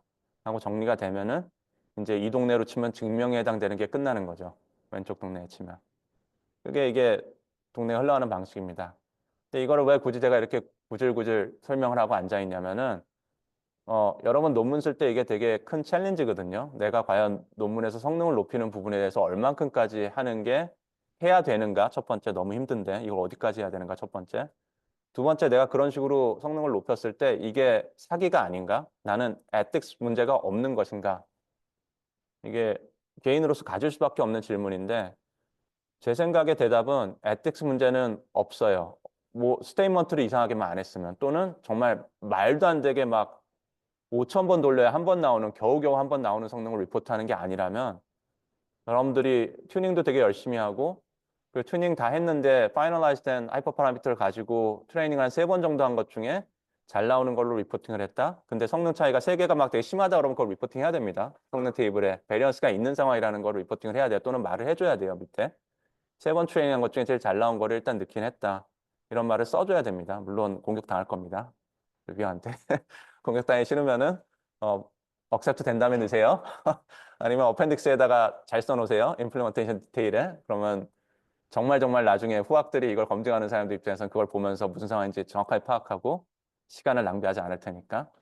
자, 근데 그런 건 꼭 적어줘야 되긴 하는데 공개해줘야 되긴 하지만은 리저너블한 선상에서 성능을 높이기 위해서 한 일들은 전부 다 저스티파이가 됩니다. 남들도 다 그렇게 하고 있기 때문에 남들은 더군다나 어떻게 돼요? 리소스가 많은 연구진들은 정말 많은 컴퓨팅으로 이걸 정말 열심히 하고 있기 때문에 그리고 그게 경쟁력이기 때문에 여러분들은 리소스가 충분히 있으면 그걸 또 하셔야 되고요. 없어도 있는 한도 내에서 충분히 이걸 열심히 해서 리포팅하는 게 맞습니다. 그러니까 근데 대신 다시 말씀드리지만 에틱스에 관계된 부분은 라이팅이에요. 이걸 했다는 게 에틱스에 큰 문제가 있었던 게 아니라 그거를 다른 사람들이 혼란스럽지 않도록 적어도 어펜딕스 임플리멘테이션 디테일 같은 곳에 익스페리먼트 디테일 같은 데 잘 적어주는 게 여러분들의 도의적 책임입니다. 이렇게 되고요. 그래서 이게 많이 달라요. 이쪽 왼쪽 동네하고 이쪽 동네, 오른쪽 동네 되게 많이 다르고요. 그걸 이제 적어 놓은 건데요. 이게 뭐 앞쪽에 적어놨더니 오른쪽 부분을 쭉 풀어 써놓은 다음에 지금 말씀드린 거 적어 놓은 거예요. 그냥 여러분들이 보통 우리가 하나의 논문을 쓴다는 거, 어떤 성능에 관계된 게 중요한 하나의 논문을 쓴다는 건 보통은 이렇게 very frequent하게 여러 사람들이 막 내고 있는 논문 중에 하나가 돼서 나도 인크리먼탈한 연구로 성능이 올라간 걸 보여주는 걸 하고 있는 거고. 근데 그게 왜 중요하냐? 그걸 다 모아서 결국은 제너럴한 메소드란 무엇인가? 제너럴하게 우리 동네에서 꼭 해야 되는 것은 무엇인가에 대한 컨센서스가 생겨나가는 거기 때문에 그거의 일부가 되는 거기 때문에 중요하다. 이렇게 이해하시면 될 것 같아요. 혹시 논문을 리뷰하셔도 이 관점으로 보시면 저는 좋을 것 같아요. 그러니까 이게 성능을 어떻게든 높였는데 그게 정말 말도 안 되는 짓을 해가지고 높인 거면은 야 보통은 다들 10번 정도 한 거 중에서 뭐 튜닝을 해도 요 정도 에퍼트만 하는데 너는 튜닝을 정말 미친 듯이 열심히 했구나. 근데 다 튜닝밖에 안 했구나. 그러면 좀 크레딧을 주기 어렵죠. 그런 논문은. 근데 그 안에 메소드가 충분히 있고 메소드가 의미가 있는데 설명도 잘 했는데 분석도 어느 정도 했는데 성능 부분은 근데 튜닝을 좀 많이 해서 나온 것 같아도 어쨌든 높였으면은 그때는 이제 전반적으로 봤을 때 제 생각에는 그런 걸 억셉트해도 괜찮습니다. 아주 좋은 점수 못 줘도 그렇게 되고요. 자, 이제 튜닝 얘기를 되게 한참 하다 보니까 이것도 이제 학생분들이 되게 고민하는 것 중 하나인데 저도 고민하는 거고 이제 이게 이 왼쪽에 있던 이 수학이 강한 이 리거러스한 동네에서 오른쪽이 데이터 세계로 넘어오면서 이제 많이들 하는 질문이 공부는 뭐 해야 됩니까? 뭐 교수한테 물어보면 대답은 다 똑같아요. 내가 가르치는 건 다 공부해야지요. 우리 학부 전필 있는 거라든지 대학원에 이렇게 중요하다고 말하는 건 다 하셔야지요. 라고 다 대답을 합니다. 근데 실제로 이제 논문을 쓸 때는 그게 어떻게 효용이 있는지 되게 느끼기가 어려운데 제 생각에 이렇게 되는 것 같아요. 튜닝 쪽에 가서는 이게 그 중요한 수업들 들었던 거가 아니라 튜닝은 정말 코드 보고 남의 거 정말 이건 익스피리언스로 정말 가는 것 같거든요. 그리고 내가 푸는 문제 동네에서 잘 되는 게 뭔지 얼마나 빠른 속도로 뒤져가지고 그걸 찾아낼 수 있느냐. 학습하는데 성능 높이는데 핵심적인 테크닉들이 뭔지 이걸 얼마나 빨리 파악하느냐 그 능력. 약간 눈치 같은 능력이지만 이게 정말 중요한 시절이니까 이건 맞고요. 이건 무조건 해야 되는 거고요. 다만 우리가 연구를 하는 데 있어서 정말 중요한 건 결국 아이디어하고 뭔가 그 아이디어를 바탕으로 뭔가 또 디스커버리를 하고 그러는 것인데 이제 인벤션 하는 거 딱 계획한 대로 디자인한 대로 뭘 하는 거는 좀 어려워졌지만 여전히 디스커버 할 건 정말 많거든요. 근데 이거에 있어서 결국 핵심적인 아이디어라는 게 정말 좋은 아이디어들은 여러분들 이제 사이트 많이 되는 논문들 보시면 느끼실 텐데요. 상당히 중요한 아이디어들은 대부분 다 이런 백그라운드가 다 있습니다. 이런 수업을 꼭 들어야 될까요? 하는 것들을 되게 열심히 들은 사람들이 그런 걸 정말 잘 아는 사람들이 그 동네에서 배웠던 것들을 바탕으로 생각을 해봤더니 이런 걸 해보는 게 맞지 않을까라는 걸 해가지고 성공시킨 게 많습니다. 그렇게 생각하면은 결국은 튜닝을 해야 되지만은 연구라는 건 튜닝보다는 사실 이쪽이 더 중요하잖아요. 이거에 있어서 이피션트하게 연구를 하려고 그러면은 그냥 여러분들이 얼마나 많은 지식을 갖고 있는가, 그 지식에 대해서 얼마나 뎁스 있게끔 알고 있는가가 그냥 경쟁력인 것 같아요. 우리 연구자 어떻게 돼요? 아직까지는 그래도 LLM이 연구자들 어림도 없거든요. 못 쫓아오고 있거든요. 뭐 정리하고 이러는 거 설치하는 건 될지 몰라도 연구 아이디어를 낸다? 하필이면 이런 거에서 요런 걸 요렇게 해보는 걸 생각을 한다? 이거 여러분들 많이 물어보셨겠지만은 지나간 거는 조금 대답할 수 있을지 몰라도 지나간 것도 사실 대답 잘 못할 때 많거든요. 어, 이거는 아직은 인간한테 있는 것 같아요. 언제 깨질지 모르겠지만. 자, 근데 인간한테 있어서 이걸 하는 거에 핵심적인 이 능력이 발현되는 거에 핵심적인 거는 결국 수학 관련된 것들이라든지 여러 가지 띠오리라든지 그런 공부를 한 거기 때문에 여전히 이쪽은 중요한 것 같습니다. 뭐 그런 얘기를 하고요. 자, 또 넘어가서 이제 아키텍처 얘기를 조금 하겠습니다. 자, 이제 뉴럴 아키텍처 설치니까 뉴럴 아키텍처 얘기를 좀 할 텐데요. 일단 아키텍처 디자인, 아키텍처에 관계돼서 핵심적인 개념을 조금 몇 가지만 얘기해 볼게요. 그 아까 설명드린 대로 옛날 클래시컬 머신러닝에서 중요했던 개념은 인덕티브 바이어스였거든요. 어떤 개념으로 모델을 디자인했느냐? 그 개념이 내 데이터의 어떤 부분하고 어떤 패턴의 어떤 부분과 잘 맞아떨어지느냐가 핵심적이었는데, 이제 딥 네트워크, 뉴럴 네트워크로 넘어오면서는 어차피 네트워크는 무진장 클 거기 때문에 어떤 펑션이든 다 표현할 수 있을 것이고, 이렇게 가죠. 그래서 그 표현할 수 있을 것이고에 해당되는 게 익스프레시비티죠. 제너레이션 할 때, 이건 안 할래요. 그러고 지나갔던 그 익스프레시비티가 결국 다시 나왔네요. 다행히 수식은 안 나왔으니까 그냥 대충 설명하겠습니다. 그래서 익스프레시비티 관계된 이제 원래 수업을 이거 설명을 할 때는 늘 설명하던 논문이 이 논문인데요. 이게 그 굿펠로 딥러닝 책에 보면은 이걸 좀 설명을 했는데 설명을 좀 잘못해놔가지고 이해할 수 없게 설명해놨거든요. 그래서 결국 논문을 펴놓고 설명을 하는데, 어쨌든 이런 논문이 있는데 이 논문이 설명한 게 뭐냐면요. On the number of linear regions of deep neural network이라고 되어 있는데, 이 논문의 내용이 클래시파이어를 하나 만들어 놓고요. 클래시파이어인데 뉴런을 파라미터 숫자가 딱 정해져 있을 때 이걸 되게 깊게 쌓을지 넓게 쌓을지 뉴런을 파라미터를 어디다 쓸지를 정하는 거예요. 파라미터 개수는 똑같은 컨스탄트로 해놓고. 근데 그렇게 했을 때 어떻게 쌓았을 때 이 클래시파이어 아웃풋이, 그러니까 바이너리 클래시피케이션으로 문제를 풀었던 것 같은데, 바이너리 클래시피케이션을 했을 때 0하고 1이 나오는 리전이 있잖아요. 결국은 밸류가 있기 때문에 뉴럴 네트워크라는 거는 인풋 스페이스 안에서 어떤 점이 하나 있을 때, 그 점, 고정된 점이 있을 때 그 점에 대해서 아웃풋이 지금 0인 상황이었다고 쳐봐요. 그러면은 인풋 스페이스에서 x를 조금 이쪽으로 데리고 한 방향으로 데리고 가다 보면은 결국은 1로 바뀌는 지점이 나올 거 아니에요? 아웃풋 관점에서는 값이 변할 테니까. 자, 그죠? 그러면은 인풋 스페이스 안에서 이렇게 요 지점은 0이었고 요 지점은 1이었고 이걸 다 색칠할 수 있죠. 색칠해가지고 0이 나오는 리전, 1이 나오는 리전 이걸 다 색칠할 수 있는데요. 문제는 뭐냐면요. 어떤 뉴럴 네트워크 있을 때 예를 들면 레이어는 5개고 한 레이어당 뉴런은 10개 있는 내 뉴럴 네트워크, MLP 뉴럴 네트워크 있을 때 인풋 디멘션, 인풋에 있는 그 X의 스페이스를 얼마나 많은 0일 그 스페이스들로 쪼갤 수 있을까? 최대한 맥시멈으로 몇 개 그걸 만들 수 있는가를 수식적으로 그거를 풉니다. 수학적으로 그거를 드라이브 할 수 있어요. 그래서 그거를 그 수학 문제를 풀어가지고요. 레이어가 올라갔을 때는 대략적으로 이 0하고 1에 있는 리전이 막 바뀌니까, 그저 너니어 네트워크 위에 있으니까 인풋 스페이스에서 막 움직이다 보면은 0이 됐다, 1이 됐다, 0이 됐다, 1이 됐다 막 지만대로 막 변하잖아요.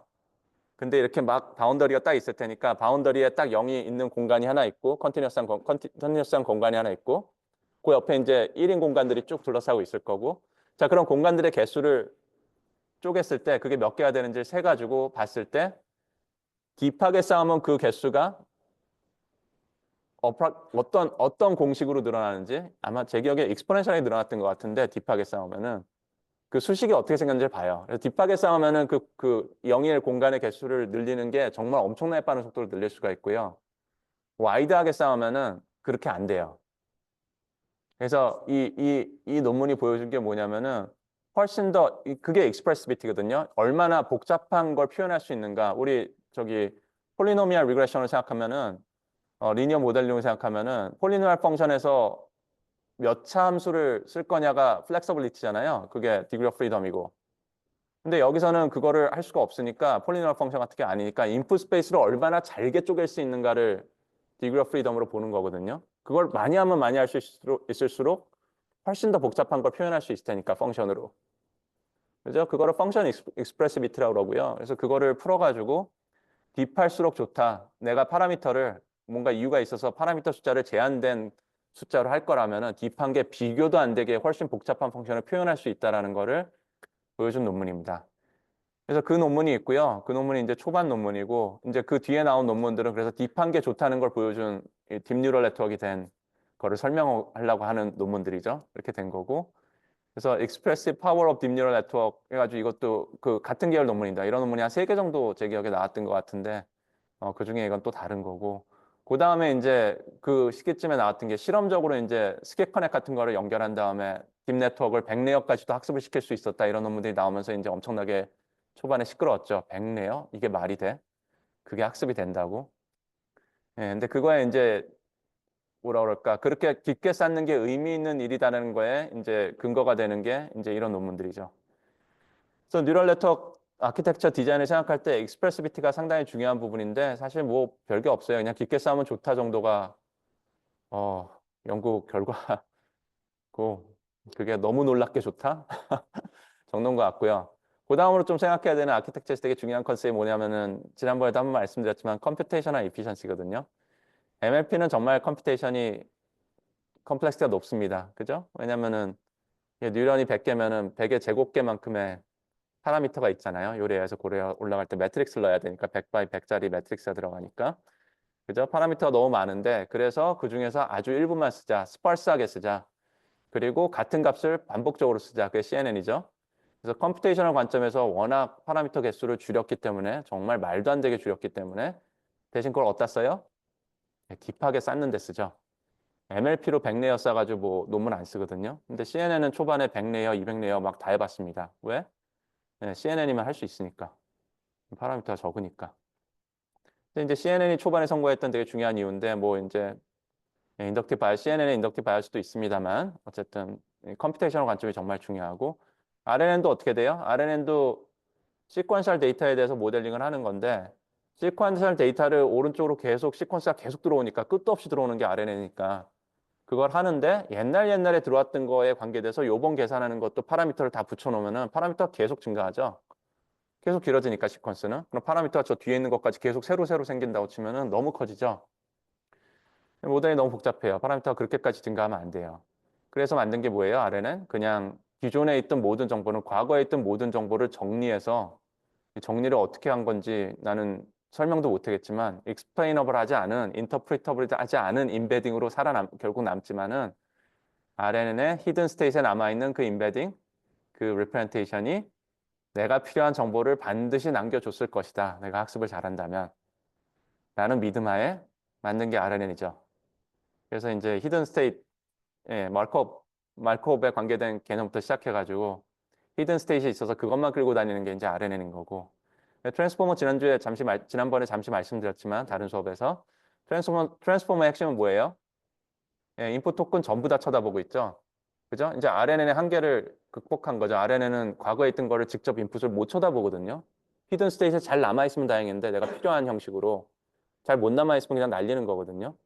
근데 나중에 뭐가 필요할지 어떻게 알아요? 모르거든요. 항상 문제가 있어요, RNN은. 근데 그걸 다 직접 쳐다보는 걸 하기 시작한 게 이제 트랜스포머고 트랜스포머는 대신 그렇게 하면 어떻게 돼요? MLP처럼 너무 무식해져 버리니까 너무 파라미터 많아져 버리니까 그리고 계속 언제 끝날지도 모르는 네트워크이고 그 문제를 어떻게 해결해요? 그 문제를 해결하기 위해서 여기 써져 있는 것처럼 인터 토큰 사이의 캘큘레이션은 상당히 제한적인 컴퓨테이션으로 계산을 하고 인터 토큰 사이에 계산하는 것들에 해당되는 쿼리와 키라는 걸 쓰죠.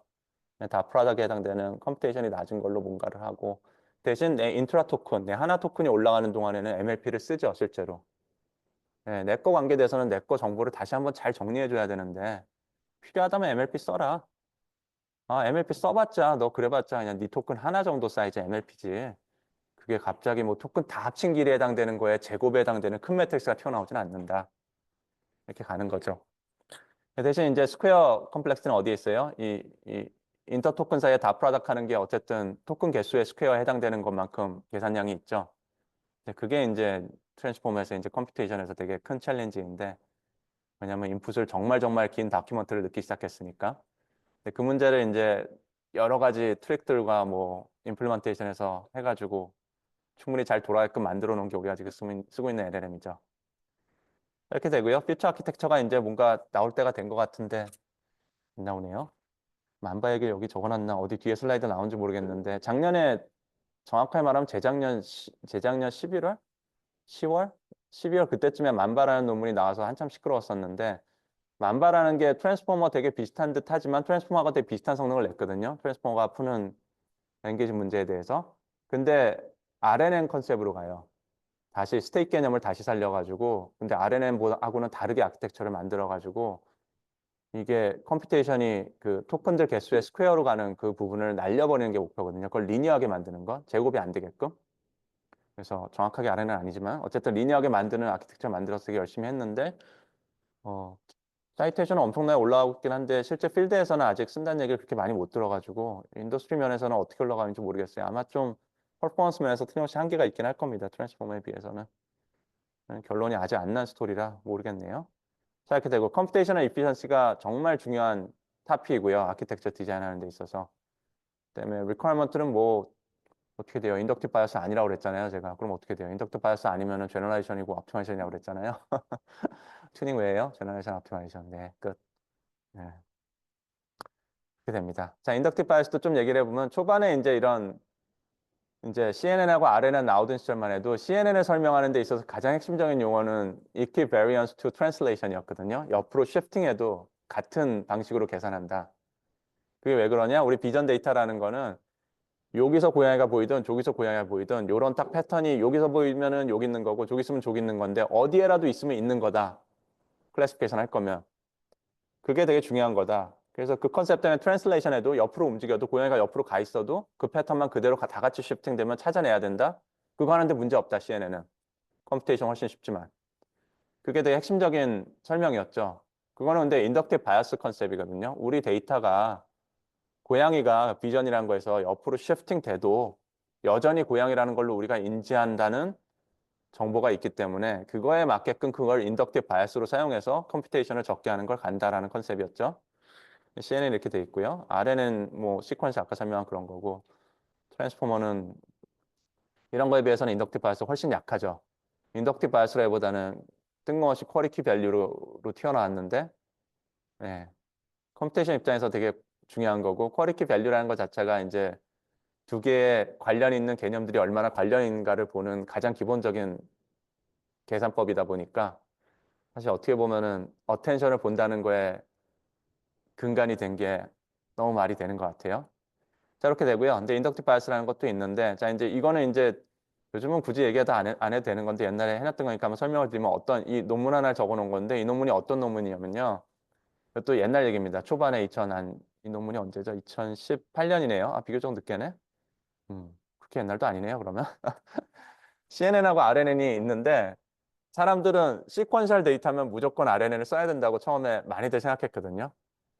왜냐하면 CNN은 비전을 위해서 만들어진 거고 RNN은 오토 리그레시브한 데이터에 대해서 만들어진 거니까 시퀀셜 데이터에 대해서 시퀀셜 데이터면 그냥 타임 시퀀스 데이터면은 무조건 RNN 아니야 이렇게 생각했는데 이 논문이 그냥 실험을 쭉 해봐요. 실험을 쭉 해봐가지고 타임 시리즈 데이터인 태스크들에 대해서 쭉 해보니까 CNN이 성능이 더 잘 나오던데? 라는 걸 리포팅하는 논문입니다.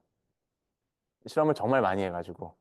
근데 실험도 뭐 우리 요즘 푸는 그런 복잡한 문제들이라기보다 되게 클래시컬한 옛날부터 있던 데이터들 이런 거 다 긁어 모아가지고 한 거거든요. 근데 CNN이 왜 더 잘 되느냐를 명시적으로 설명했는지 안 했는지 기억이 안 나는데 사실 CNN이 더 잘 되는 게 되게 당연하거든요. 그러니까 당연하다고 말해도 되나?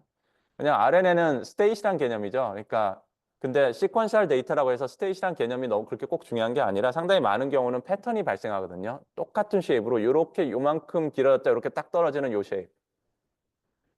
뭐 예를 들어 대표적인 게 뭐 있을까요? 우리 ECG 데이터 같은 거, 우리 심전도 데이터 같은 거 생각해 보시면 올라갔다 뭐 이렇게 떨다가 올라갔다 이렇게 하잖아요. 근데 이게 그 전에 세 번 발생했는데 한 번 더 발생할까라는 세 번이란 컨셉, 뭐가 발생을 한 적이 있다 없다라는 이런 스테이지에 해당되는 개념보다는 그냥 쉐입이거든요. 정확하게 요 쉐입. 딱. 근데 그거 잡기 좋은 건 뭐예요? 디텍트하기 좋은 거는? 컨볼루셔널 네트워크이죠. 그냥 컨볼루션 네트워크는 그냥 컨볼루션 필터가 있잖아요. 필터가 딱 그거랑 매칭되는 쉐입으로 학습이 돼버리면 그거랑 매칭되는지 아닌지 그냥 확확 보는 매치드 필터가 돼버리잖아요. 그죠? 그러니까 그게 타임 시퀀스 데이터임에도 불구하고 실제 거기에 있는 패턴이란 거의 본질이 상당히 레귤러하고 반복되는 거면은 컨볼루션 네트워크가 더 잘 되는 게 사실 당연한 거거든요. 근데 그런 데이터가 되게 많아요. 타임 시리즈 데이터 중에.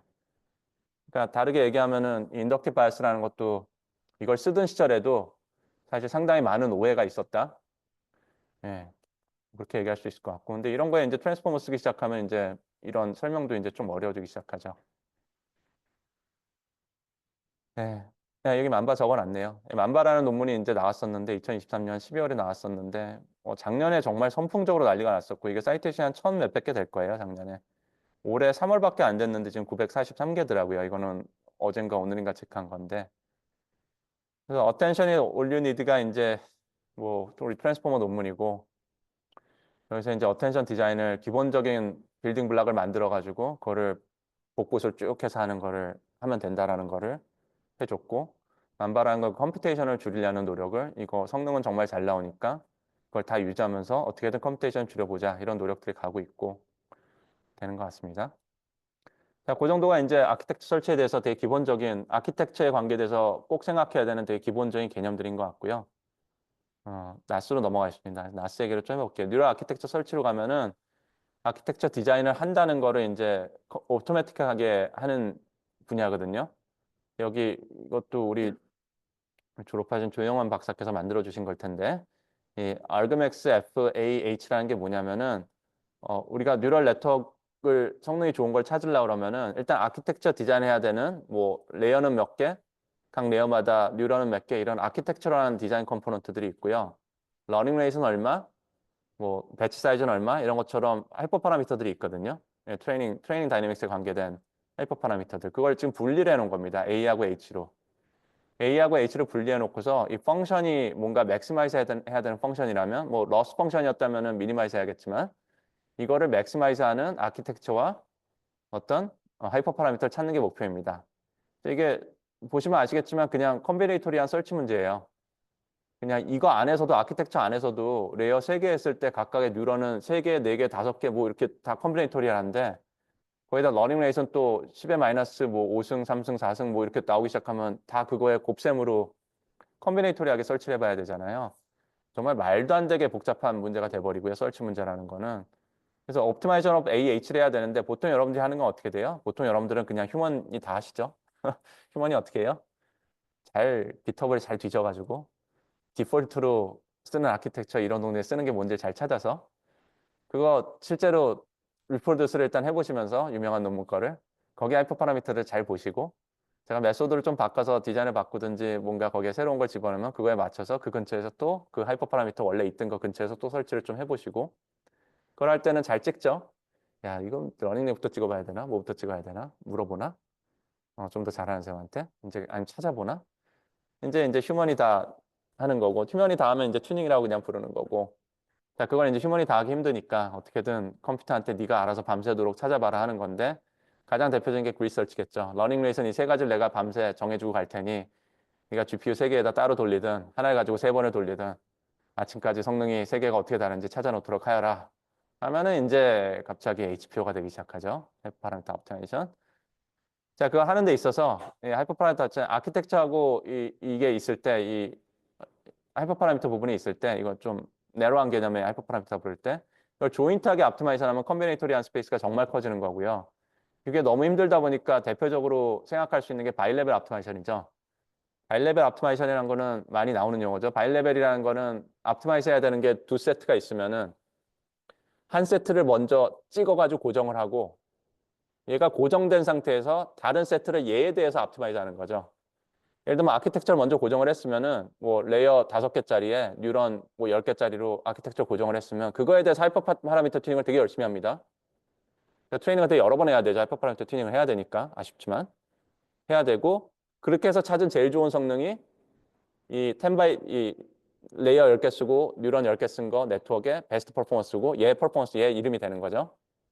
자, 이렇게 되고, 자, 그걸 찾은 다음에 또 네트워크 아키텍처 바꿔본 다음에 그거에 대해서 또 하이퍼 파라미터 튜닝을 되게 열심히 한 거 다 찾아본 다음에 성능 제일 좋은 거 찾고, 이렇게 되면 레벨이 두 개죠. 밑에 쪽 레벨에 해당되는 하이퍼 파라미터가 있고 상위 개념에 해당되는 아키텍처가 있고, 그래서 이걸 바이레벨 아플리케이션이라고 그러죠. 하나가 고정되고 다른 거라고, 그걸 본 다음에 또 다른 거 위에 거를 또 다시 바꾸고 왔다 갔다 하는 거.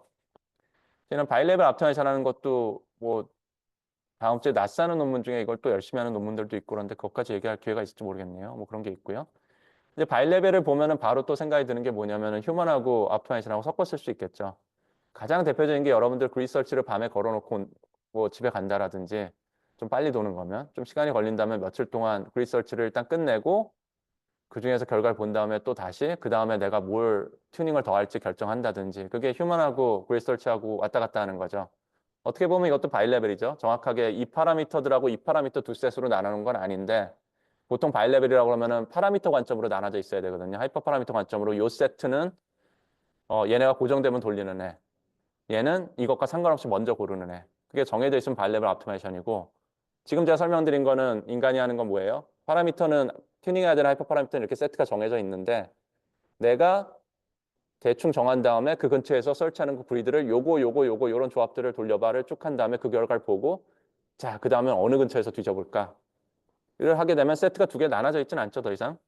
그냥 그 안에서 왔다 갔다 그 안에서 막 조정하고 있는 거죠. 이제 그렇게 되면 이제 바이레벨 같이 나이스한 이름 못 붙이고 이제 드디어 우리가 튜닝을 하고 있는 게 명백한 상황이 되는 거죠.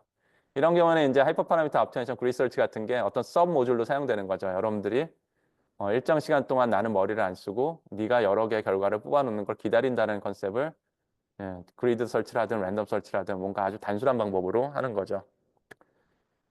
뒤에 가서 얘기할 기회가 있을지 모르기 때문에 그리고 제가 까먹을지도 모르기 때문에 이거에 대해서 인투이션을 약간 설명을 하겠습니다. 이게 HPO하고 나스 연구를 하다 보면은 이 논문들을 계속 보다 보니까 옛날에 들었던 생각인데 여러분들이 실제로 이런 알고리즘을 쓸 일은 거의 없어요. 왜냐면 너무 오래 걸리거든요. 왜냐면 이거 하이퍼파라미터 하나 바꿀 때마다 풀 트레이닝을 새로 해야 되잖아요. 그래야 성능을 확인하잖아요. 밸리데이션 퍼포먼스를. 근데 그거 본 다음에 또 다른 거 해보고 또 다른 거 해보고 다른 거 해보고 그 결과들을 종합 판단하면서 그 다음에 또 뭐 해볼지 결정하는 게 HPO, 나스 알고리즘들이거든요. 걔들은 기본적으로 수백 번, 수천 번 트레이닝을 해요. 이걸 바꿔가면서. 근데 우리가 그렇게 리소스가 없잖아요. 못 하잖아요. 보통은 안 쓰게 됩니다. 안 쓰게 되는데 안 쓰더라도 생각해야 되는 게 뭐냐면은 이게 결국은 그렇게 많이 못 돌릴 때 중요한 거는 어, 이 다음에 뭘 해볼지 찍는 거거든요. HP 알고리즘하고 나스 알고리즘도 핵심이 뭐냐면요. 그 다음 거 찍는 거를 다음은 뭘 돌려볼까를 정하는 거 자체가 핵심이에요. 여태까지는 이런 걸 돌려봤고 성능이 이렇게 됐으니 다음번에는 저 멀리 있는 걸 한번 익스플로어 해봐야겠다라든지 아니면 여기 나왔던 것 중에 제일 잘 나온 거 근처에서 한번 요것만 싹 바꿔서 한번 해봐야겠다라든지 그거 스트래티지를 잘 찾아주는 게 이런 HPO, 나스 알고리즘의 핵심이거든요. 근데 그걸 아무리 잘해도 인간보다 잘 못해요. 왜냐면 이제 LLM이 있으니까 LLM 써서 하면은 좀 좋아질지 모르겠는데 실제 LLM을 하고 있을 거예요 아마. 근데 인간보다 왜 못하냐면 그런 지금 다음 걸 찾는 알고리즘들이 이볼루션의 알고리즘 뭐 저기 뭐죠? 베이지안 옵티마이제이션 이런 트래디셔널 테크닉들을 쓰거든요. 아니면은 정말 랜덤 포레스트 뒤에 가면 설명을 드릴 겁니다. 랜덤 포레스트로 다음에 뭘 찍을지 골라요. 뭐가 좋을지. 그런 것들을 해왔어요. 근데 그런 것들은 어떻게 돼요? 그냥 모델이거든요. 우리가 튜닝하면서 갖게 된 그 knowledge가 그 안에 충분히 못 들어가거든요. 그 프레딕션 안에 다음은 뭘 찍을까 고르는 그 펑션 안에 그걸 집어넣어주기가 너무 어려워요. 근데 인간은 그게 있기도 하거니와 결과를 보면서 이상하면 옆에 물어보기도 하잖아요. 그거 해본 사람한테. 메타러닝이죠. 이 모델이 그걸 제대로 하고 있으면 메타러닝인데 모델은 그거 하기 어렵고요. 데이터도 없고 되게 어렵고요. 인간은 그걸 항상 상시적으로 뭐 찾아보기도 하고 이상한 것 같으면 날리지를 설치해보기도 하고 그러고 있거든요. 그렇기 때문에 인간이 하는 게 훨씬 더 잘 됩니다. 이렇게 많이 못 돌릴 때는. 그렇긴 하지만 일정한 시간 안에 자동으로 여러 개 찾아보는 거에 해당되는 거는 결국은 여러분들 있잖아요. 랜덤 설치 아니면은 브릿 설치를 하게 돼 있는데 그거에 대해서는 만약 그거를 돌려보는 거의 횟수가 좀 늘어나거나 아니면 이미 내가 찾아본 게 되게 많이 쌓였으면은 그때부터 그 다음 거 프레딕션 하는 게 점점 좋아지거든요. 알고리즘도. 그러면 좀 더 어드밴스된 걸 쓸 수도 있어요. 이거는 여러분들 논문 쓰면서 할 일은 아닌 것 같고요. 이런 문제를 직접 풀 일이 있으시면은 나중에 혹시 생각나시면은 꼭 찾아보시면 좋을 것 같아요. 자, 이렇게 되고요. 그래서 이런 문제고요. 뭐 잔뜩 적어놨는데 제가 오늘 나스 논문들은 결국 커버를 못할 것 같아가지고 다음 주에 하려고 그래가지고 히스토리만 간단히 설명을 드리겠습니다. 히스토리 어떻게 되냐면요. 뉴럴 아키텍처 설치에 이 동네가 이렇게 난리가 났던 이유는 요즘은 이제 또 다시 많이 죽었지만 난리 났던 이유는 알렉스넷이 나왔죠. 딥러닝이 시작됐습니다. 딥러닝이 시작됐는데 제일 먼저 사람들이 뭐예요? 옵티마이제이션 되게 열심히 하고요. 제너레이션 같은 거 보면서 이거 뭐냐 황당하다. 그리고 뭐 굿펠러가 얘기했던 코드 디버깅 하고요. 뭐 그런 거 열심히 하면서 당연히 아키텍처 디자인을 했죠. 그래서 초반에 VGG라든지 뭐 인셉션이라든지 이런 것들이 나오기 시작하고 물론 레스넷이 나오면서 지금까지도 상당히 많은 것들이 레스넷 하나로 싹 정리가 돼버렸죠. 레스넷의 핵심은 뭐예요? 스킵 커넥. 스킵 커넥하고 높게 쌓아버렸더니 너무너무 파워풀해져 버렸죠. 자, 그렇게 됐던 거고. 어쨌든 휴먼 디자인을 되게 열심히 하기 시작했습니다. 그래서 온갖 인투이션을 활용해가지고 뭔가 셀이라는 개념, 어떤 모듈에 해당되는 걸 디자인한다면 그걸 반복적으로 복붙을 쭉 위로 쌓아 올리거나 옆으로 쌓아 올리거나 이런 것도 다 하고 그런 개념들이 다 VGG, 인셉션 이런 데 다 들어가기 시작하거든요. 모델을 되게 열심히 만들다 보니까 어, 좀 이걸 이런 식으로 꼭 해야 되나? 이거 찾는 거 자체를 오토메이션을 해야 될 것 같은데 라는 생각을 해서 오토매틱 설치를 하기 시작합니다, 사람들이. 그러니까 초반에는 좀 오토매틱 설치 관계돼서 사람들한테 의미가 있었던 딥러닝 동네에서 떴던 논문들은 옛날 클래시컬 논문들이에요. 러닝 레이스라든지 이런 걸 튜닝해야 될 게 너무 많으니까 그 튜닝하는 것들을 기존의 HP 하이퍼 파라미터 옵티마이제이션하는 알고리즘들이 있었는데 그것들을 가져다가 쓰는 예, 여기 있는 뭐 스맥이라든지 뭐 여러 개 있는데요. 다 여기 써놓은 세 분 논문이 제일 유명한데 지금 뭐 한 만 단위로 올라갔을 것 같은데 아마도 너무너무 유명한 논문들이었거든요. 그래서 2011년 딥러닝 뜨기 전에 이미 다 어쩌다 이쪽 연구를 하셨던 분들인데 정말 스타가 됐죠. 그 다음에 초반에는 그래서 그냥 러닝웨이 같은 거 튜닝하는 거에다 갖다 쓰는 걸 하기 시작했고요. 그러다가 이제 구글 같은 데서 이제 컴퓨팅이 너무 많으니까 컴퓨팅이 많은 데들이 소타를 빨리 찾아야겠다라는 생각으로 컴퓨팅을 다 연결하기 시작합니다. 컴퓨팅을 잔뜩 연결해가지고 GPU를 정말 수백 개, 수천 개를 쓰기 시작하거든요. 처음일 거예요, 아마. 이게 아마 구글에서 제일 처음 했을 거예요. GPU를 수천 개를 연결해서 돌리는 작업을 그걸 할 수 있는 코드 베이스를 만들고 그거를 한 거 자체가 아마 구글이 처음일 겁니다. 그래서 그걸 해가지고 가장 최초 했던 것 중 하나가 이 나스 연구예요. 소타 찾는 것부터 해보자. 아키텍처 뒤지는 것부터. 그렇게 해서 나왔던 게 이제 조펜 레라고 하는 이 두 분이 쓴 논문이 있는데 이게 reinforcement learning을 이용해가지고 첫 번째 레이어는 뭐, 뭐 그냥 MLP 레이어인데 뉴런 개수는 몇 개, 그 다음 레이어는 뭐고, 뭐 뉴런은 몇 개, 이거를 차례대로 RL로 문장처럼 이렇게 차례 뱉어내는 걸 학습을 시켜요. 그러니까 학습을 그래가지고 GPU를 사용해가지고 모델을 정말 정말 여러 개를 돌린 다음에 그 당시에 이제 그 비전 데이터로 풀고 있던 문제들 소타를 여러 개 깨버립니다. 한꺼번에.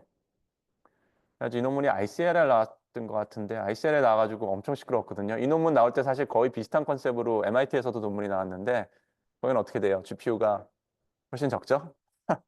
그래서 같이 나왔는데 그 논문도 억세번 됐는데 그 논문은 그냥 묻혀버렸어요. 네, 같이 나올 때는 같이 시끄럽다가 묻혀버리고 이 논문만 거의 나스의 시초가 된 대단한 논문 이렇게 갔습니다. 사이테이션 이렇게. 이 논문 나중에 근데 되게 어떻게 됐냐면요. 그 다음 스토리가 어떻게 되냐면 이런 걸 했는데 처음에는 이게 RL로 했던 게 있었고 그다음에 레알 이 논문 같은 경우는 또 다른 팀에서 구글의 다른 팀에서 이볼루셔너리 알고리즘이라고 하는 정말 무식한 방법으로 네트워크를 막 열심히 만들어 가지고 또 소타를 잔뜩 찍습니다. 찍으면서 하는 말이 야 RL 안 쓰고도 되던데 이볼루션 알고리즘으로 되던데 참고로 이볼루션 알고리즘 너무 무식해 가지고요. 쓰면 안 됩니다. 이거 요 논문까지 딱 나오고 끝났어요.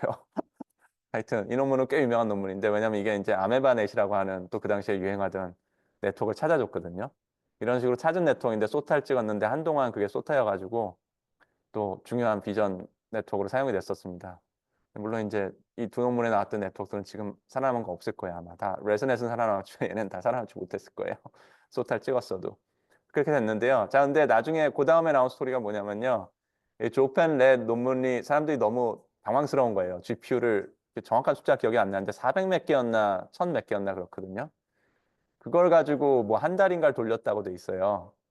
근데 그 당시만 해도 GPU 하나 가지고 돌리는 것도 이렇게 좀 버겁던 시절이니까 GPU가 그렇게 많지 않던 시절이니까 사람들이 그걸 가만 보다가 이게 진짜로 RL로 만든 설치하는 알고리즘이 잘한 건지 그냥 무식하게 정말 많은 아키텍처를 다 뒤져가지고 그중에 제일 좋은 걸 리포팅해서 잘 나온 건지 모르겠다 하고 막 고개를 절레절레 흔들고 있었거든요. 그래가지고 실제로 나중에 봐보면은 이볼루션 알고리즘으로도 찾아낸 거 보면은 그냥 무식하게 너무 많은 걸 트라이해봤기 때문에 그중에 좋은 게 섞여 있었다가 결론이었던 것 같아요. 이렇게 되고 그래서 그거를 이제 이 저자들이 또 다른 저자가 껴가지고 그거를 미안하니까 극복하려고 만든 게 이제 Efficient NAS라고 하는 논문이 나옵니다. 그건 뭐냐면은 트레이닝을 그렇게 많이 하는 거는 GPU가 너무 많이 드니까 상당히 이피션트하게 우리가 GPU 하나 정도로도 이거 찾는 걸 할 수 있는 걸 해냈다라고 논문을 발간을 했는데요. 사실 제가 보기엔 좀 사기인데요. 왜냐면 정답이 어디 있는지 알면은 서치 스페이스를 그걸 포함한 걸로 잘 만들면 되거든요. 뒤에 설명할 텐데 서치 스페이스가 정말 중요합니다. 여러분 튜닝할 때 이게 제가 이거 설명하는 거에 되게 핵심적인 이유가 여러분도 결국 튜닝을 하기 때문에 튜닝을 하면서 인투이션이 생기는 데 어렵지만 이런 논문들을 공부하면은 튜닝할 때 뭐 기본적으로 생각할 게 뭔지가 다 나오거든요. 근데 되게 기본적인 게 뭐냐면요. 이런 논문들 보다 보면 제일 기본적인 게 서치 스페이스예요. 내가 튜닝을 할 건데 튜닝을 할 때 러닝 레이스는 뭐뭐뭐뭐를 고려할 거냐가 저의 서치 스페이스죠. 그죠? 그리고 러닝 레이스는 바꿔 볼 거냐 안 볼 거냐? 제 서치 스페이스가 확확 바뀌는 거죠. 그거 왜 바꿔요? 왜냐면 어차피 너무 많은 조합을 못 해보니까 제한된 것만 해볼 수 있으니까 프라이어티를 주는 거죠, 우리가. 근데 그 서치 스페이스를 바꾸는 거에 따라서 그 안에 좋은 게 들어있고 안 들어있다는 게 또는 제일 좋은 거의 성능이 막 변하다 보니까 시작부터 그냥 그거에 의해서 다미네이트 되기 되게 쉽거든요. 근데 이나스 같은 거는 이미 나스에서 찾아놓은 게 포함되어 있는 서치 스페이스 안에서 문제를 풀고 있으니까 그거 찾아갈 가능성이 일단 있는 상태에서 시작했잖아요. 그럼 뭐 서치 스페이스가 되게 뭐라 그러죠? 나불하지 않으면 제 생각에는 기존 거를 다 따라가는 거기 때문에 좀 사기인 것 같아요. 네, 이제 사기란 표현은 좀 조심해서 써야 되는데 어쨌든 이나스의 핵심 아이디어는 뭐였냐면요. 기본적으로는 파라미터를 바꾸면 하이퍼 파라미터 바꾸면 처음부터 다 스크래치부터 다시 학습해야 되잖아요. 성능을 확인해야 되니까. 근데 그걸 안 하고 학습이 된 네트워크가 있으면은 예를 들면 요 5레이어까지 있는데 6레이어짜리도 성능을 확인하고 싶으면 5레이어까지 학습된 걔를 그냥 그대로 가져오고요. 위 한 레이어를 더 붙인 다음에 걔를 파인 튜닝하는 컨셉으로 가요. 그러니까 무슨 말이냐면 이미 학습이 돼 있는 파라미터들을 재활용해요. 그렇게 하면 학습이 좀 더 빨리 끝날 거 아니에요. 컴퓨팅도 훨씬 적게 쓰고.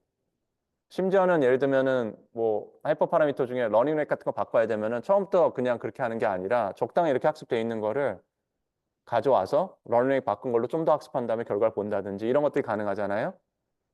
그래서 이제 이거를 이제 파라미터 리유즈라고 그러는데 학습돼 있는 파라미터를 리유즈 해가지고 서치를 하는 거예요. 그러면 컴퓨팅이 확 줄어가지고 이제 찾는 걸 훨씬 빨리 할 수 있다라고 리포팅을 했지만 그 당시에도 이제 잘 이해가 안 갔는데 이제 너무 쉽게 이해가 갑니다. 그 당시에도 그 당시에 이해가 안 갔던 게 뭐냐면은 그렇긴 한데 마지막에 결국은 그렇게 네트워크를 찾으면요. 네트워크하고 하이퍼 파라미터 찾으면요. 다시 스크래치부터 마지막으로 찾은 네트워크는 하이퍼 파라미터는 스크래치부터 다시 풀 트레이닝을 합니다. 다 이니셜라이즈하고. 그렇게 하면 성능이 조금 더 좋아요. 상당히 많은 경우에. 근데 그게 이제 옛날엔 이해가 안 갔는데 이제 옵티마이제이션을 보면 이제 이해가 가죠. 우리 옵티마이제이션 그 다이내믹스를 보고 나면은 이게 다이내믹스가 잘 맞아가지고 결국은 어떤 플랫하든 뭐가 됐든 심플 패턴이 됐든 거의 찾아가는 게 핵심인데 이렇게 이미 학습된 네트워크의 파라미터에서 시작을 하면은 찾아가는 게 훨씬 더 어려울 수도 있겠구나라는 게 이해가 가잖아요. 근데 상당히 많은 경우에 실제로 그렇습니다. 상당히 많은 경우에 이런 동네에서 했던 연구들은 보면은 결국 마지막에 스크래치부터 다시 학습시켜서 나온 결과를 여기 리포팅한다. 최종 결과에. 라는 말이 정말 많이 튀어나와요. 그러니까 그게 이제 나스를 이해하는 데 도움이 되는 게 아니라 옵티마이제이션을 이해하는 데 정말 큰 도움이 되는 것 같아요. 실험적으로 정말 많은 걸 해봤던 사람들이 그렇게 리포팅하고 앉아 있는 거니까.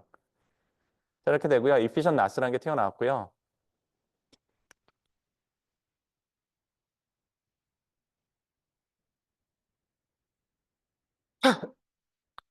자, 그 다음으로 넘어와서는 나스 연구가 정말 많이 다양하게 갔거든요. 그거는 이제 여기 못 담습니다. 못 담아서 그 다음 수업에서 중요한 논문 한 몇 가지만 소개를 시켜드릴 거예요. 딱 꼭 아셔야 되는 논문들이 있어가지고 소개를 시켜드릴 것인데 다만 확실하게 말씀드릴 수 있는 거는 이 나스라는 동네가 되게 열심히 정말 많은 짓을 했는데 그 연구 도메인 중에 LLM 나오기 전에 제 생각에 사이테이션이 가장 많이 올라간 도메인일 것 같아요.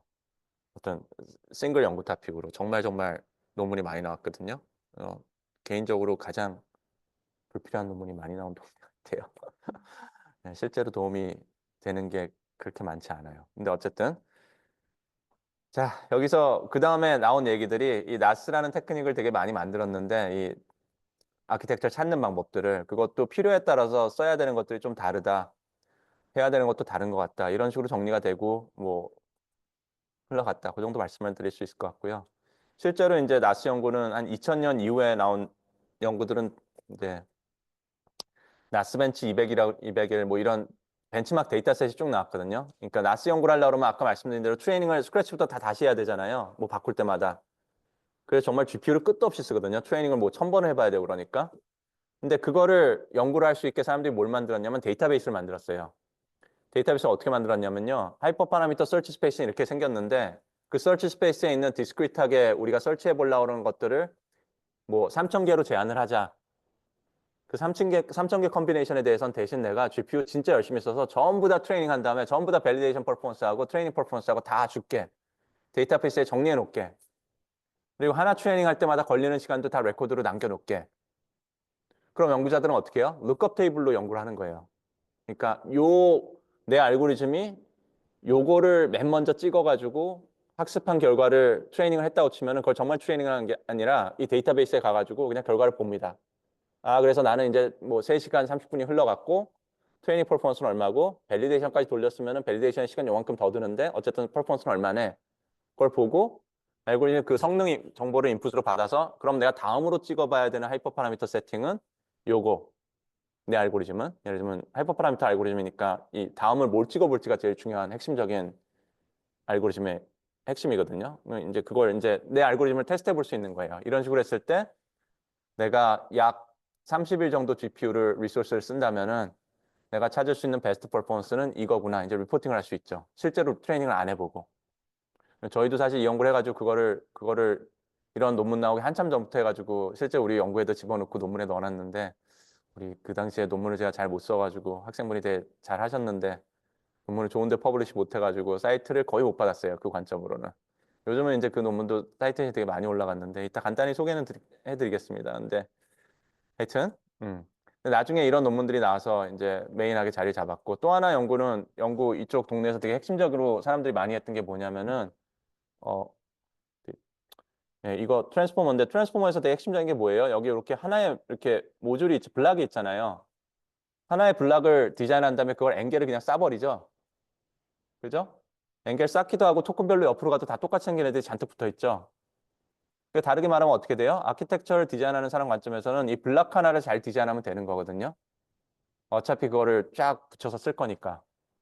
자, 그 개념이 초기에 이제 나스 연구에서 정말 열심히 했습니다. 사람들이 CNN 디자인하던 시절에 CNN 셀이라는 거 디자인을 되게 열심히 했어요. 셀이 뭐냐면은 이런 박스 안에다가 여기 인풋이 밑에 레어에서 리프레젠테이션 이렇게 올라왔는데 그거를 무슨 레이어를 통과시킬까? 뭐 배치놈을 통과시킬까? 여기다 연결해? 아니면 배치놈 안 통과시키고 MLP 연결해? 여기다 연결해? 그 안에서 뭔가 렐로 통과시킨 것도 있고 렐로 말고 다른 또 액티베이션 펑션 통과시킨 거 두 개 계산할까? 두 개 합쳐? 컨캣해? 뭐 이런 것들의 가능성들을 쭉 여기 넣어놓고요. 그거를 설치를 해요. 그 안에서 어떤 조합으로 그 셀 하나를 만들까?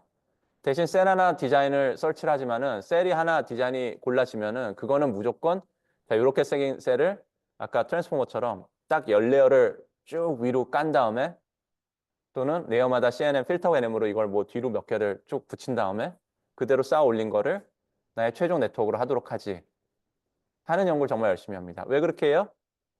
레이어마다 다 디자인을 다 다르게 하면은 너무 컨비네이터리하게 너무 늘어나잖아요. 디자인하기가 너무 어렵잖아요. 그리고 사람들이 자꾸 눈치를 챘거든요. 뭐 반복적으로 쌓아 올린 거 레스넷 같은 것도 봐보면 잘 되잖아요. 그냥 반복적으로 대충 쌓아 올리면 될 것 같은데 설치 스페이스 그냥 그렇게 제한하지. 네, 설치 스페이스 제한해버리고 대신 하나 쌓아 올리는 거 그 기본 유닛에 해당되는 거를 되게 복잡한 것들을 다 찾아보자 이런 연구를 정말 열심히 합니다. 그래서 이런 셀 디자인 연구가 한동안 또 엄청나게 유행했고요. 네, 다음번에 논문도 좀 말씀드릴 거예요. 그렇게 됩니다. 이게 이제 나스 쪽에 가장 유명했던 연구들인데 아까 1번이 아까 말씀드린 이제 조파고 퍽레이 두 분이 쓴 논문, Reinforcement Learning을 했다는 그 논문이고 그다음에 2번이 뭔가요? 그거에 이제 efficient 버전 아까 말씀드린 파라미터 리유즈, 학습된 파라미터를 리유즈 해가지고 GPU 400개 써서 미안하다. 우리 한 개 쓰고도 할 수 있다. 보여줬던 논문이고 3번은 Learning Transfer Architecture for Scalable Image Recognition. 예, 이거는 아마 요거는 핵심이 뭐였는지 지금 정확하게 기억이 안 나네요. 같은 조프가 썼던 논문이 여러 개가 있는데 그 중에 하나인데 하여튼 이런 게 있고 요거 이제 Regularized Evolution이 아까 말씀드린 RL로 해가지고 사람들이 막 상도 타고 그랬었는데 이볼루션을 해도 되던데? 라는 논문이고 이게 이제 달츠라는 게 이제 정말 중요한 논문인데요. 달츠는 다음 수업 시간에 설명드릴게요. 이렇게 그것도 우리 옵티마이제이션 할 때 제가 any 로컬 옵티마 포인트가 서로 연결돼 있다는 거 그거 보인 논문 2개 설명하면서 다 그레디언트 디센트 쓰죠. 하하하 막 웃었잖아요. 다 결국은 그레디언트 디센트로 메소드 만들어서 연결된 거 다 찾아줬어요. 그랬는데 이 달츠라고 하는 것도 뉴럴 아키텍처 설치라는 거를 그냥 그레디언트 디센트로 풀어버립니다. 어떻게 되게 간단한데 다음에 설명드릴게요. 그래서 이것도 그레디언트 디센트를 써가지고 나스를 풀은 아주 유명한, 그래서 엄청나게 유명해진 논문입니다. 자, 나스 이제 커티고라이즈를 좀 하면은 나스에 대해서 조금 하이 레벨 조금 더 설명을 하면은 첫 번째 search is inevitable. 그냥 인덕티브 바이어스일 것도 아니고 딥러닝 동네에서 theoretical guarantee가 있는 것도 아니다 보니까 결국은 설치할 수밖에 없고, 설치하게 되면은 그냥 벤치마크를 정해놓고 테스크하고 벤치마크를 정해놓고 그 관점으로 설치할 수밖에 없고, 설치하게 되면 어떻게 돼요? 한번 설치할 때마다 풀 트레이닝을 안 하고는 성능이 뭔지 알 길이 없고 에스티메이션이 안 되거든요. 그렇게 되고, 컴퓨테이션이 정말 정말 익스펜시브 해가지고 일반적으로 우리가 하는 연구하고는 비교도 안 되게 컴퓨팅을 많이 써야 되거든요. 학습을 너무 많이 해야 돼서. 예, 그러다 보니까, 근데 학습을 예를 들면 1000번 하는 게 500번 하는 게 원 시퀀스라고 쳐봐요. 내가 기존에 이런 하이퍼 파라미터 세팅을 했을 때 성능이 이렇게 나오고 이렇게 했을 때 이렇게 나왔으면 자, 다음으로는 하이퍼 파라미터 이렇게 바꾼 걸 찍어봐야지라는 게 저의 알고리즘이거든요. 하이퍼 파라미터 나스 알고리즘인데, 근데 그 찍는 알고리즘을 찾기 위해서 이걸 보통 한 300번까지 했을 때 성능이 잘 나오는 애면 좋은 애다라고 생각했으면은 300번까지 트레이닝을 300번 하고 나면 뭐가 된 거예요? 제가 디자인하는 이 다음 거 찍는 애 알고리즘의 성능이 어떤지 원 샘플을 찾아본 거죠. 그죠? 다른 태스크나 이니셜라이제이션 좀 다르게 됐을 때 성능 어떻게 나오는지 모르잖아요. 그러니까 한 번 통상적으로 300번까지 보통 안 합니다. 50번에서 100번 정도만 한다고 생각해도 100번 트레이닝을 한 게 그냥 원 시퀀스거든요. 그게 우리 슈퍼바이저 러닝 치면은 한 번 트레이닝한 거 해당되는 거예요. 하이퍼 파라미터 옵티마이제이션에서는. 근데 연구를 해가지고 이 알고리즘을 좋게 하려고 그러면은 이거를 이때도 잘하고 저럴 때도 잘하고 그런 걸 찾아야 되니까 100번 트레이닝 하는 걸 예를 들면 뭐한 500번을 해봐야 될 거 아니에요? 어떻게 돼요? 갑자기 5만 번 트레이닝 해야 되죠, 모델을. 그냥 못합니다, 학교에서는. 못해요. 못해요. 그런 식으로 하면은. 그래서 그걸 하기 위해서 학교에서 이제 아까 말씀드린 그레디언트 디센트라든지 여러 가지 테크닉을 쓰는데, 자, 기본적으로는 그렇게 되게 어려운 문제고요. 그 컴퓨팅이 너무 많이 들어서 정말 어려운 문제고, 이센셜 팩터는 결국 연구를 하면서 사람들이 깨달은 거는, 이 연구 계속할 거면은 핵심은 넘버하고 타입 업 트레이닝을 어떻게든 줄여 나가야겠다. 트레이닝을 그렇게 많이 안 하고도 연구할 수 있어야 된다. 그래서 아까 말씀드린 그 뭐죠? 그 나스 벤치 같은 데이터셋이 룩업 테이블로 트레이닝은 직접 안 하고 볼 수 있는 그런 것들이 나오기 시작한 거고요. 그다음에 타입 업 트레이닝, 아까 말씀드린 것처럼 이미 학습된 네트워크의 파라미터를 재활용한다든지 이런 식으로 해가지고 풀 트레이닝을 하는 걸 최대한 피해보자라는 테크닉들이 되게 많이 나옵니다. 그 관점으로 봤을 때 되게 중요한 이제 나스 연구 쪽의 핵심적인 개념들이 예를 들면 이 두 가지가 있는데, 원샷 나스라는 개념이 하나 있는데 이건 좀 익스트림한 건데, 원샷 나스는 뭐냐면요. 실제로 제가 찾고 싶은 네트워크는 좀 작은 네트워크인데 처음에 슈퍼넷이라고 하는 아주 큰 네트워크를 만들어 놓고요. 얘를 슈퍼바이저 러닝으로 되게 잘 트레이닝을 시켜요. 근데 나는 나스 문제를 풀 건데 큰 네트워크를 찾고 싶었던 건 아니고 작은 네트워크를 찾고 싶었던 거니까, 그러면서 이 안에서 작은 네트워크를 찾는 연구를 합니다. 작은 네트워크, 근데 예를 들면 이 부분으로 한다 그러면 어떻게 될까 그러면은 그 부분을 이렇게 슈퍼넷에 있던 걸 잘 자른 다음에 그 부분만으로 그냥 성능을 봐요. 라테이 티켓하고 되게 비슷해요. 그래서 이걸 이제 원샷 나스라고 그러는데, 원샷 나스 연구라고 그러는데, 하여튼 아주 큰 네트워크 한 번만 트레이닝하고 트레이닝을 더 반복 안 하면서도 좋은 네트워크를, 작은 네트워크 찾는 거를 이런 식으로 해보겠다라는 계열의 연구들이고요. 또 다른 거는 이제 웨이 쉐어링하고 멀티 트라이얼이라는 게 있는데, 멀티 트라이얼은 계속 설명드린 아주 무식한 방법. 처음부터 그냥 스크래치부터 다 다시 학습하는 걸 반복하는 거고요. 그러니까 트라이얼을 계속 반복해야 되니까 멀티 트라이얼이죠. 웨이 쉐어링 하는 거는 어디라도 하여튼 웨이트를 이미 학습이 한 번 됐으면 재활용한다 라는 컨셉이 들어갔으면 이제 웨이 쉐어링 컨셉이 들어가서 학습을 좀 빠르게 하면서 컴퓨팅 줄이면서 연구할 수 있는 거고, 이렇게 됩니다. 근데 여기 제가 이제 풀 트레이닝 해야 되니까 LLM 같은 거 한번 생각해 보세요라고 적어놨잖아요. LLM 한 번 트레이닝 하는 것 자체가 정말 미친 짓이잖아요. 근데 이거를 나스 연구를 한다고 치면 LLM을 트레이닝 할 때 튜닝은 어떻게 해야 될까? 뭐 튜닝하는 걸 오토메이션을 어떻게 해볼까 고민하기 시작하면은 한 번 트레이닝 하는 것도 정말 미치겠는데, 할 수도 없는데 그거를 몇백 번을 반복한다? 몇백 번 반복하는 걸 또 몇천 번을 반복해가지고 좋은 알고리즘을 찾는다? 말도 안 되잖아요. 그래서 이 동네는 연구를 안 할 거거든요, 아마. 나스 연구를. 좀 더 우리 그 스케일링 논문 본 것처럼 좀 더 상당히 강한 인투이션을 찾은 다음에 그거에 맞춰서 아마 그 엑스퍼트들이 하고 있을 텐데. 사실 이거 한번 그래서 궁금해가지고 한번 찾아봤거든요. 나스 for LLM. GPT한테 물어봤어요. 혹시 나스 메소드 중에 LLM에다 쓰는 거 논문 나온 것 좀 없냐 하고 물어봤더니 대답이 뭐냐면요. 대답이 접다 yes라고 하고 있다고 말했는데 이 헐루시네이션 하고 있습니다. 왜냐하면 이게 저는 틀림없이 LLM 아키텍처 찾는 데 쓰는 나스 알고리즘을 물어봤는데 얘는 LLM을 이용해서 나스를 하는 걸 설명해 주더라고요. 제가 아까 휴먼 트레이닝 하는 거 말씀드렸잖아요. 너 같으면 이런 상황에서 러닝 레이트부터 바꿔보겠니? 아니면 뭐 다른 거 바꿔볼래? 뭐 이런 네트워크 이름 딱 있으면은 뭐 스테이블 디퓨전 버전 몇이고 뭐 그걸 내가 파인 튜닝 하고 있는데 데이터는 뭘 쓰고 그러는데 근데 성능을 조금 높이고 싶은데 하이퍼 파라미터 뭘 좀 바꿔볼까? 라는 거를 선배한테도 물어보고 혼자도 고민해보고 GitHub도 뒤져보고 그러고 있었잖아요. 근데 그거를 LLM에 물어보자라는 게 논문이고요. 여기 대답 준 게. 그런 논문은 여러 개 있더라고요. 그건 상당히 말이 되죠. 이거는 우리 knowledge base, knowledge에 근거해서 expertise, experience에 관계된 거를 주변에 물어보는 거에 해당되는 거는 논문에도 충분히 정보가 많이 있는 거라면 LLM한테 물어보면은 잘 가르쳐 줄 수 있을 것 같아요. 그래서 이것도 이 논문을 읽으실 필요는 없지만 이런 논문이 나올 정도면 어느 정도 되나 보다. 나도 튜닝할 때 너무 열심히 뒤지지 말고 LLM한테도 물어보면서 튜닝 뭐 할지 물어보면서 해봐야겠다. 뭐 그런 결론을 내릴 수 있을 것 같아요. 어쨌든 나스 알고리즘은 LLM에 대해서 개발은 안 하고 있는 것 같고요. 그렇지만 LLM 튜닝할 때 LLM한테 물어보는 건 상당히 좋은 스트레지인 것 같다 정도가 결론인 것 같아요. Key Elements of NAS라고 돼 있는데 이거 이제 이런 정리하는 논문들이 되게 여러 개 나왔거든요. 야수 논문이 너무 많이 나오다 보니까 여러 개 나왔는데 보통 이렇게 갑니다. Search Space가 있고요. 이게 아까 설명드린 대로 Search Space가 정말 중요합니다. 여러분들이 예를 들면 뭘 할까요? 어떤 연구를 하는데 그 동네에서 보통 쓰는 네트워크 있을 거 아니에요? 보통 그 동네에서는 뭐 비전 트랜스포머를 쓴다고 치면은 항상 다 비전 트랜스포머를 쓰고 있는데 나만 홀로 아주 오래된 레슨넷으로 이 연구를 진행하겠다. 보통 잘 안 되겠죠? 근데 그걸 더군다나 튜닝을 한다든지 아키텍처 설치를 하겠다. 서치 스페이스를 정했는데 레슨넷 패밀리만 집어넣었다. 망한 거죠. 예, 러닝 레이트 어떻게 돼요? 러닝 레이트 예를 들면 지금 제가 컨트러스 러닝 하고 있어가지고 비전 데이터를 컨트러스 러닝 하고 있어가지고 스케줄링 하는 테크닉 안 쓰고는 너무너무 오래 걸리는 상황인데 사람들은 알고 있는데 나만 홀로 러닝 웨이 설치를 하겠다 그러고 스케줄링은 안 쓰고 튜닝을 한다. 또는 이런 알고리즘 돌린다. 완전 웨이스트 오브 타임이죠. 왜냐하면 답 근처에서 답이 뭔지에 대해서 내가 힌트를 안 줬거든요. 설치 스페이스 만들 때. 근데 여기서 다 망해요. 그걸 잘못하면. 그러니까 다르게 말하면은 사실 이게 이 연구 한참 해보고 개인적으로 내린 우리 박사분하고 이제 졸업하신 조영 박사님하고 둘이 내린 결론이 뭐냐면 이게 조금 허탈하다.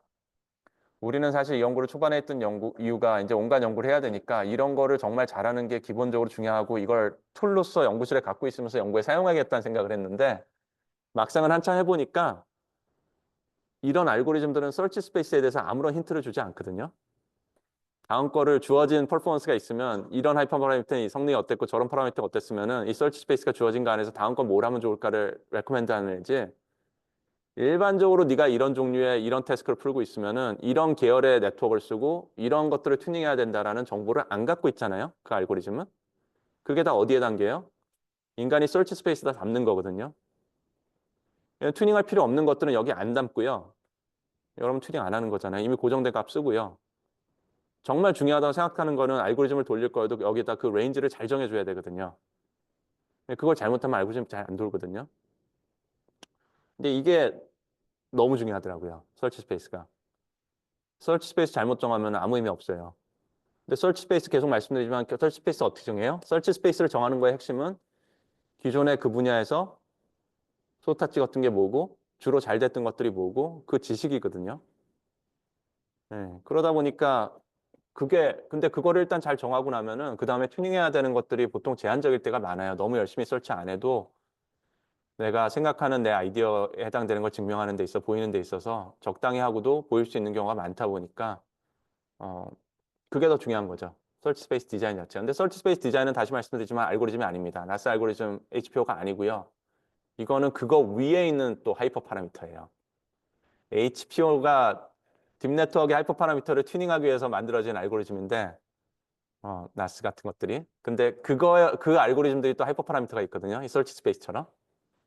그거는 인간이 지금 정하고 있거든요. 그러니까 하이퍼 파라미터인데 HPO 위에 또 HPO를 얹을 수도 없고 옛날에 많이 하던 농담인데 우리 학생분하고 네, 그렇게 됩니다. 어쨌든 이것도 정말 중요한 인투이션입니다. 서치 스페이스가 거의 너무 중요해요. 이게 잘 정해졌다면 그리고 이걸 내로 다운을 되게 잘 해놨더라면 여러분들이 온갖 지식과 LLM한테도 물어보고 기존 연구도 잘 확인하고 그래 잘했다면은 서치 메소드가 그렇게 안 중요할 수 있어요. 왜냐하면 서치 스페이스가 보통 디멘션이 커지면은 인간이 하는 건 정말 비효율적이 되거든요. 근데 인간은 보통 서치 스페이스 자체를 되게 작게 만들어 놓죠. 튜닝해야 되는 파라미터 되게 제한해 놓잖아요. 안 그러고는 어차피 못할 것 같으니까. 그걸 일단 잘 골랐을 때 승패가 되게 많이 결정이 난 거고 그 안에 설치하는 거는 디멘션이 너무 크지 않다면은 뭐 랜덤 설치라든지 또는 그냥 매일매일 아까 말씀드린 이렇게 바이 레벨 비슷한 그리드 설치로 오늘은 러닝넷만 한번 튜닝해 볼까? 자, 러닝넷은 대충 이 정도로 고정하고 자, 이제 러닝넷 고정된 상태에서 다른 거는 뭐 해볼까? 이렇게 왔다 갔다 하면서 코어디네이트 디센트 같은 느낌으로 이렇게 옵티마이즈 하는 것만 가지고도 상당히 멀리 갈 수 있다 보니까 이런 알고리즘들이 좀 의미가 좀 퇴색하는 것 같습니다. 실제적으로 연구자들한테는. 자, 이 서치 메소드라는 게 있고요. 그다음에 이밸리에이션 메소드가 있는데 아까 말씀드린 대로 트레이닝을 끝까지 하면 시간이 너무 오래 걸리다 보니까 그걸 어떻게든 피하는 것들이 또 이 서치를 빨리 하는 튜닝을 빨리 하는 거의 핵심이거든요. 가장 대표적인 기본적인 게 풀 트레이닝 하는 거고 또 대표적인 게 적당히 한 원래는 최종적으로는 내가 20회 폭 돌릴 거지만은 튜닝하는 동안은 5회 폭만 돌려야겠다. 5회 폭으로 제일 잘 되는 애가 20회 폭에서도 당연히 제일 좋지 않을까. 성능이 마지막에 좀 더 오르지 않을까라는 기대로 뭐 그런 걸 할 수 있죠. 파셜 트레이닝 텍 같은 것들이 이밸리에이션 하는 데 있어서 되게 이피션시를 높여주는 것들이고 웨이 쉐어링 아까 말씀드린 그런 거라든지 네트워크 몰피즘 같은 거는 몰피즘이 뭐예요? 이렇게 변형돼 가는 거죠. 그래서 네트워크가 이만한 게 있었는데 거기 한 레이어만 더 쌓는다든지 있던 거에서 한 레이어를 지운다라든지 필터 개수가 이만큼 이미 트레이닝이 돼 있는데 CNN 필터가 그중에 일부만 잘라 버린다든지 골라가지고 그런 식으로 가는 것들이 네트워크 몰피즘이죠. 왜 그렇게 해요? 트레이닝, 풀 트레이닝 스크래치부터 하는 거 최대한 덜 하려고. 리소스 그렇게 많이 쓸 수 없으니까. 뭐 하이퍼 네트워크 이제 아까 슈퍼 네트워크였던가요? 뭐라고 그랬죠? 하여튼 음,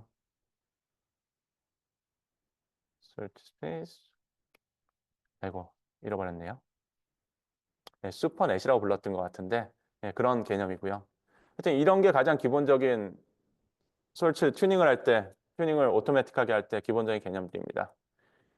이제 그 이후에 이제 서베이 페이퍼들이 2019년부터 해서 2019년에 2개 나왔던가? 19년하고 하나 21년 이내 2개가 나왔는데요. 두 논문 다 엄청나게 사이트가 많이 되는 유명한 논문입니다.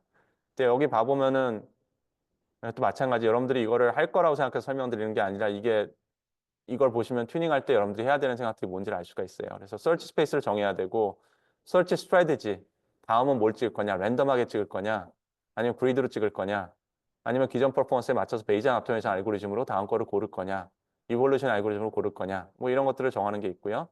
퍼포먼스 에스티메이션 스트레이지 풀 트레이닝 할 거냐 안 할 거냐 뭐 이런 것들이 있고 그런데 이게 기본적인 구조고요. 그래서 얘가 하나 골라주면 그거 트레이닝에 해당되는 성능을 찾아내고 그 성능을 얘한테 리포트 해주면은 야, 요 하이퍼 파라미터의 성능이 별로 안 나왔으니까 요번엔 저걸 트라이 해보자 하고 얘가 골라주고 왔다 갔다 하는 겁니다. 이게 기본적인 이제 NAS 또는 HPO의 스트럭처고 여기 보면 이제 그 속도를 높이기 위한 테크닉들을 정리해놨어요. 그래서 Lower Fidelity Estimate이라는 게 아까 말씀드린 대로 에폭을 좀 덜 하든지 어차피 나는 지금 설치하는 게 목표지 최종 성능 뽑고 있는 건 아니거든요. 최종 성능은 어차피 어떻게 돼요? 항상 마지막에 다 모든 거 고정되면 스크래치부터 다시 한번 돌려야 되잖아요. 확실하게 다시 뽑아야 되잖아요. 어차피 돌릴 거니까 나는 상대적으로 성능이 더 좋은 튜닝해야 되는 포인트만 찾겠다라는 관점이면은 너무 끝까지 안 돌리고 lower fidelity 좀 최종 성능하고 코릴레이션이 충분히 높은 값들만 보면서 찾아 나갈 수 있다. 그런 것들이 있고 러닝 커브 익스트라폴레이션도 같은 개념이죠. 이거는 보통 에폭이라는 개념이 우리가 있으니까 학습을 하다 보면 성능이 이렇게 올라가잖아요. 트레이닝 성능이 됐든 밸리데이션 성능이 됐든 가는 커브가 있잖아요. 근데 그게 세츄레이트 하기 시작하면은 밸리데이션 퍼포먼스가 이제 더 이상은 해도 소용없겠구나를 알 수 있죠. 또는 심지어 세츄레이트 하기 전에 잘라버린 다음에 이걸 대략 이런 종류의 펑션으로 간단한 펑션으로 에스티메이트 하면 선이 이렇게 해서 조 정도까지 올라가겠네. 그런 걸 에스티메이트 한 다음에 이제 멈춰버리는, 익스트라폴레이션 해버리는 이런 테크닉도 있고요. 웨이트 인헤리턴스 네트워크 몰피즘 아까 말씀드린 그런 거고 원샷 또 말씀드렸죠. 한번 되게 크게 수판에서 학습시킨 다음에 뭐 하는 기법들 또는 웨이트 쉐어링 하는 기법들 이런 것들이 되게 기본적인 방법들입니다. 참고로 이 원샷이나 웨이트 쉐어링 이런 것들, 웨이트 인헤리턴스 이런 것들이요. 이거 연구하는 동안 되게 유행했는데 여러분들이 연구할 때 그 정말 튜닝할 때 액티브하게 쓸만한 테크닉인지 아닌지는 잘 모르겠어요. 이게 상황 따라서 풀 스크래치부터 학습할 때 성능이 많이 변하는 경우들이 종종 있거든요. 그래서 이 성능을 얼마나 트러스트 할 수 있는지가 좀 문제들마다 좀 다르다 보니까 나스에서는 무조건 트레이닝을 많이 해야 되니까 이런 테크닉 자체를 연구하는 동네니까 많이 퍼블리시 했는데 일반적으로 여러분들이 하는 연구에서 이게 얼만큼 믿을 만한, 써먹을 만한 테크닉인지는 정확하게 모르겠습니다.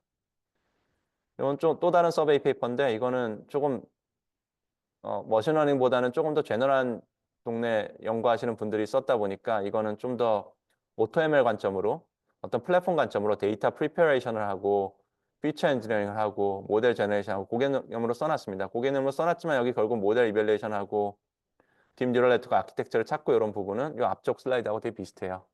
그래서 이런 것들이 튜닝하는 데 있어서 자동으로 튜닝하는 데 있어서 기본적인 개념이다. 그렇게 생각하시면 될 것 같고요.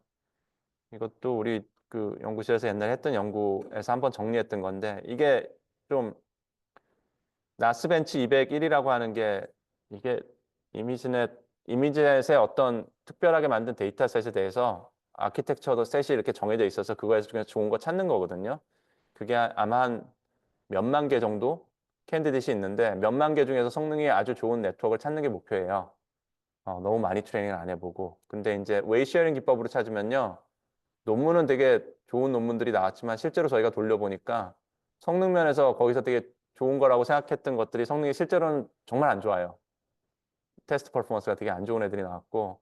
근데 대신 장점은 뭐예요? 워크락 타임인데 이게 GPU 데이스거든요. 보시면 이거는 0.1 데이면 되거든요. 그러니까 2.4시간이면 되는 거죠. 2.4시간 만에 또는 원데이 안에 찾아내는 솔루션들인데 큰 네트워크를 한 번만 학습하든지 한 네트워크 한 번 학습한 거에서 막 개싱한다든지 이런 식으로 찾아가지고 찾는 것 자체는 정말 빨리 해주는데 대신 나중에 실제로 테스트 퍼포먼스 봐봤더니 좀 황당하게 되게 안 좋더라. 그렇게 유명한 논문, 다르트 같은 게 아까 말씀드린 엄청나게 유명한 논문인데 성능이 안 나와요. 이렇게 되고 반면에 정말 좋은 거 찾는 알고리즘들은 보면은 100 GPU days, 뭐 1000 GPU days를 돌려야 됩니다. 그러면 이 데이터베이스로 만들어 놓은 것 중에 성능이 제일 좋은 하나나 두 개나 세 개 찾는 거, 3등까지 들어가는 것 중에 하나라도 찾는 거를 해낼 수 있는데 대신 GPU 데이로 100일이나 1000일이나 걸리기 시작하니까 정말 오래 걸리는 거죠. 그래서 이런 수많은 논문들이 있었고요. 대충 이런 동네구나 하고 이해하시면 될 것 같아요. 네, 아까 설명드린 건데 뭐 예, 우리 오토메이션 메소드 여기 있는 이런 테크닉들 앞으로 설명드릴 메소드를 여러분들이 정말 쓰지는 않을 텐데요. 그렇지만 여러분들은 반드시 튜닝을 합니다. 여태까지도 해왔고요. 앞으로도 계속 할 거예요. 논문을 쓰려면 튜닝을 하게 돼 있습니다. 그렇기 때문에 이런 것들을 알아두면 좋을 것 같다 정도가 이걸 수업을 하는 취지고요. HPO 나스에서 인투이션을 가져보자. 오토ML, HPO 나스가 있는데 오늘 원래 오토ML하고 HPO를 설명하려고 했는데 목이 너무 아파오네요. 제가 간단한 개념들을 너무 자세히 설명했네요. 이거는 우리 그 이쪽 연구했던 학생분, 박사분이 박수를 치면서 좋아하던 논문. 초반에 나온 논문인데 HPO 연구 나오던 초반 시절에 나온 논문인데 논문 제목이 하이퍼 파라미터 튜닝 하이퍼 파라미터 without graduate student거든요. 참고로 사이트는 그렇게 많이 안 됐어요. 그때 처음에 나왔을 때는 사이트가 좀 많이 될 것 같은 분위기였는데 지금 어젠가 오늘인가 찾아보니까 한 200개, 300개 정도밖에 안 됐더라고요. 근데 이게 초반에는 정말 딥러닝을 정말 모든 연구실이 학생들이 엄청난 정말 튜닝밖에 안 하고 있었거든요. 초반에. 튜닝만. 예. 그래서 튜닝을 항상 그렇게 열심히 그라듀에이트 스튜던트들이 하고 있으니까 그거를 어떻게 안 하겠느냐. 베이지안 옵티메이션을 해보자. 그리고 알고리즘은 드래곤플라이라고 하는 알고리즘을 만들어가지고 논문을 냈는데 잘 안 돼요. 그 당시에 제 초반에는 뭐 중요한 논문은 나왔지만 논문 퍼블리시하는 것도 너무 오래 걸렸고요. 되게 그 저널에다 내는 바람에 퍼블리시하는데 2년 넘게 걸렸나? 그러고 하여튼 그래서 그라듀에이트 스튜던트가 들어가지고 참 종종 얘기하던 논문인데 요, 요즘도 그라듀에이트 스튜던트가 많이 하는데 여러분들 하는 일이 옛날하고는 되게 많이 바뀐 것 같아요. 옛날에 정말 무식했는데 요즘은 아까 말씀드린 대로 knowledge base로 많이 넘어간 것 같아요. 충분히 찾아볼 만한 튜닝을 어떻게 한다에 대한 정보가 열심히 찾아보시면 충분히 있어서 그걸 얼마나 빨리 찾아서 잘 활용하느냐 싸움으로 많이 바뀐 것 같습니다. LLM 많이 활용하시기 바라고요. 오늘 수업 조금 짧게 할까요? 오토ML 몇 점 없는데 요거까지만 설명하고 오늘 끝낼까요? 목이 너무 아프네요. 빨리 끝냈다고 화내실 분. 남은 거 다음 주에 다 할게요. 오늘 날씨도 좋은데 아직 원래 수업 시작할 때 날씨도 좋은데 왜 수업 시작할 때 제가 이제 퀴즈 보시는 동안 학생 숫자분을 좀 세봤거든요. 그래서 세봤더니 우리 대충 한 200분 정도 수업을 들으시는데 너무 많아요. 200분에 너무 근접해요. 그래가지고 이 수업은 뭐가 왜 이분들은 왜 대학원생이라 이러신가? 날씨가 이렇게 좋은데 봄인데 수업을 안 빠지시는구나. 3번인가까지 빠져도 된다고 틀림없이 말씀드렸는데 그 생각을 잠시 했었는데 대신 수업을 짧게 하겠습니다. 반대하시는 분 안 계시죠? 온라인도 안 계시죠? 네, 죄송해요. 목이 아파요.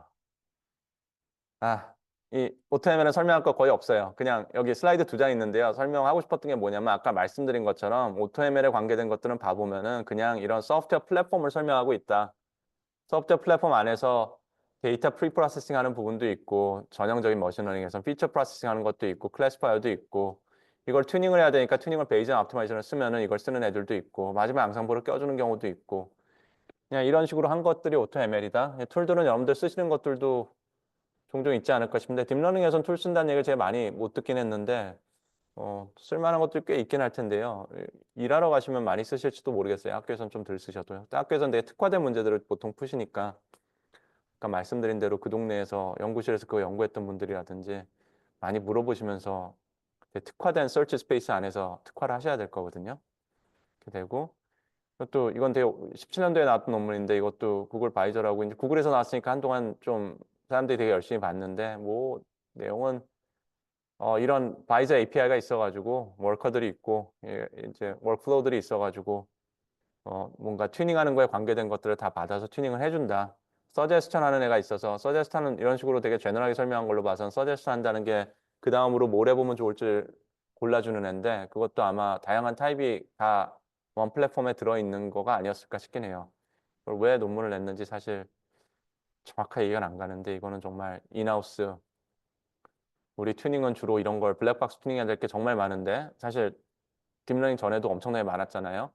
우리는 주로 이런 소프트웨어를 써가지고 하는 경우가 많습니다 하고 내부 툴을 하나 설명해 준 거기 때문에 약간 어쩌다가 논문이 나왔을까 하고 생각했었습니다. 정말 액티브하게 쓰는 것일까 되고요. 자, 그리고 HP하고 나스 알고리즘들은 이제 논문들을 설명하는 게 이제 그 다음 목표인데 생각보다 그렇게 오래 걸리진 않아요. 그래서 쭉 설명을 드리면 되는데 오늘은 거기까지만 하고요. HPO 다음 주에 설명드릴게요. HP하고 나스도 조금 슬라이드 좀 마음에 안 들어서 정리해서 다시 와가지고 올려드리고 설명드리겠습니다. 로지스틱스로 넘어가면은 어, 예, 이걸 다음 주에 마저 하도록 하겠고요. 우리 이제 인포메이션 티어리하고 컨트라스트 러닝 쪽을 좀 커버할 거고요, 한동안.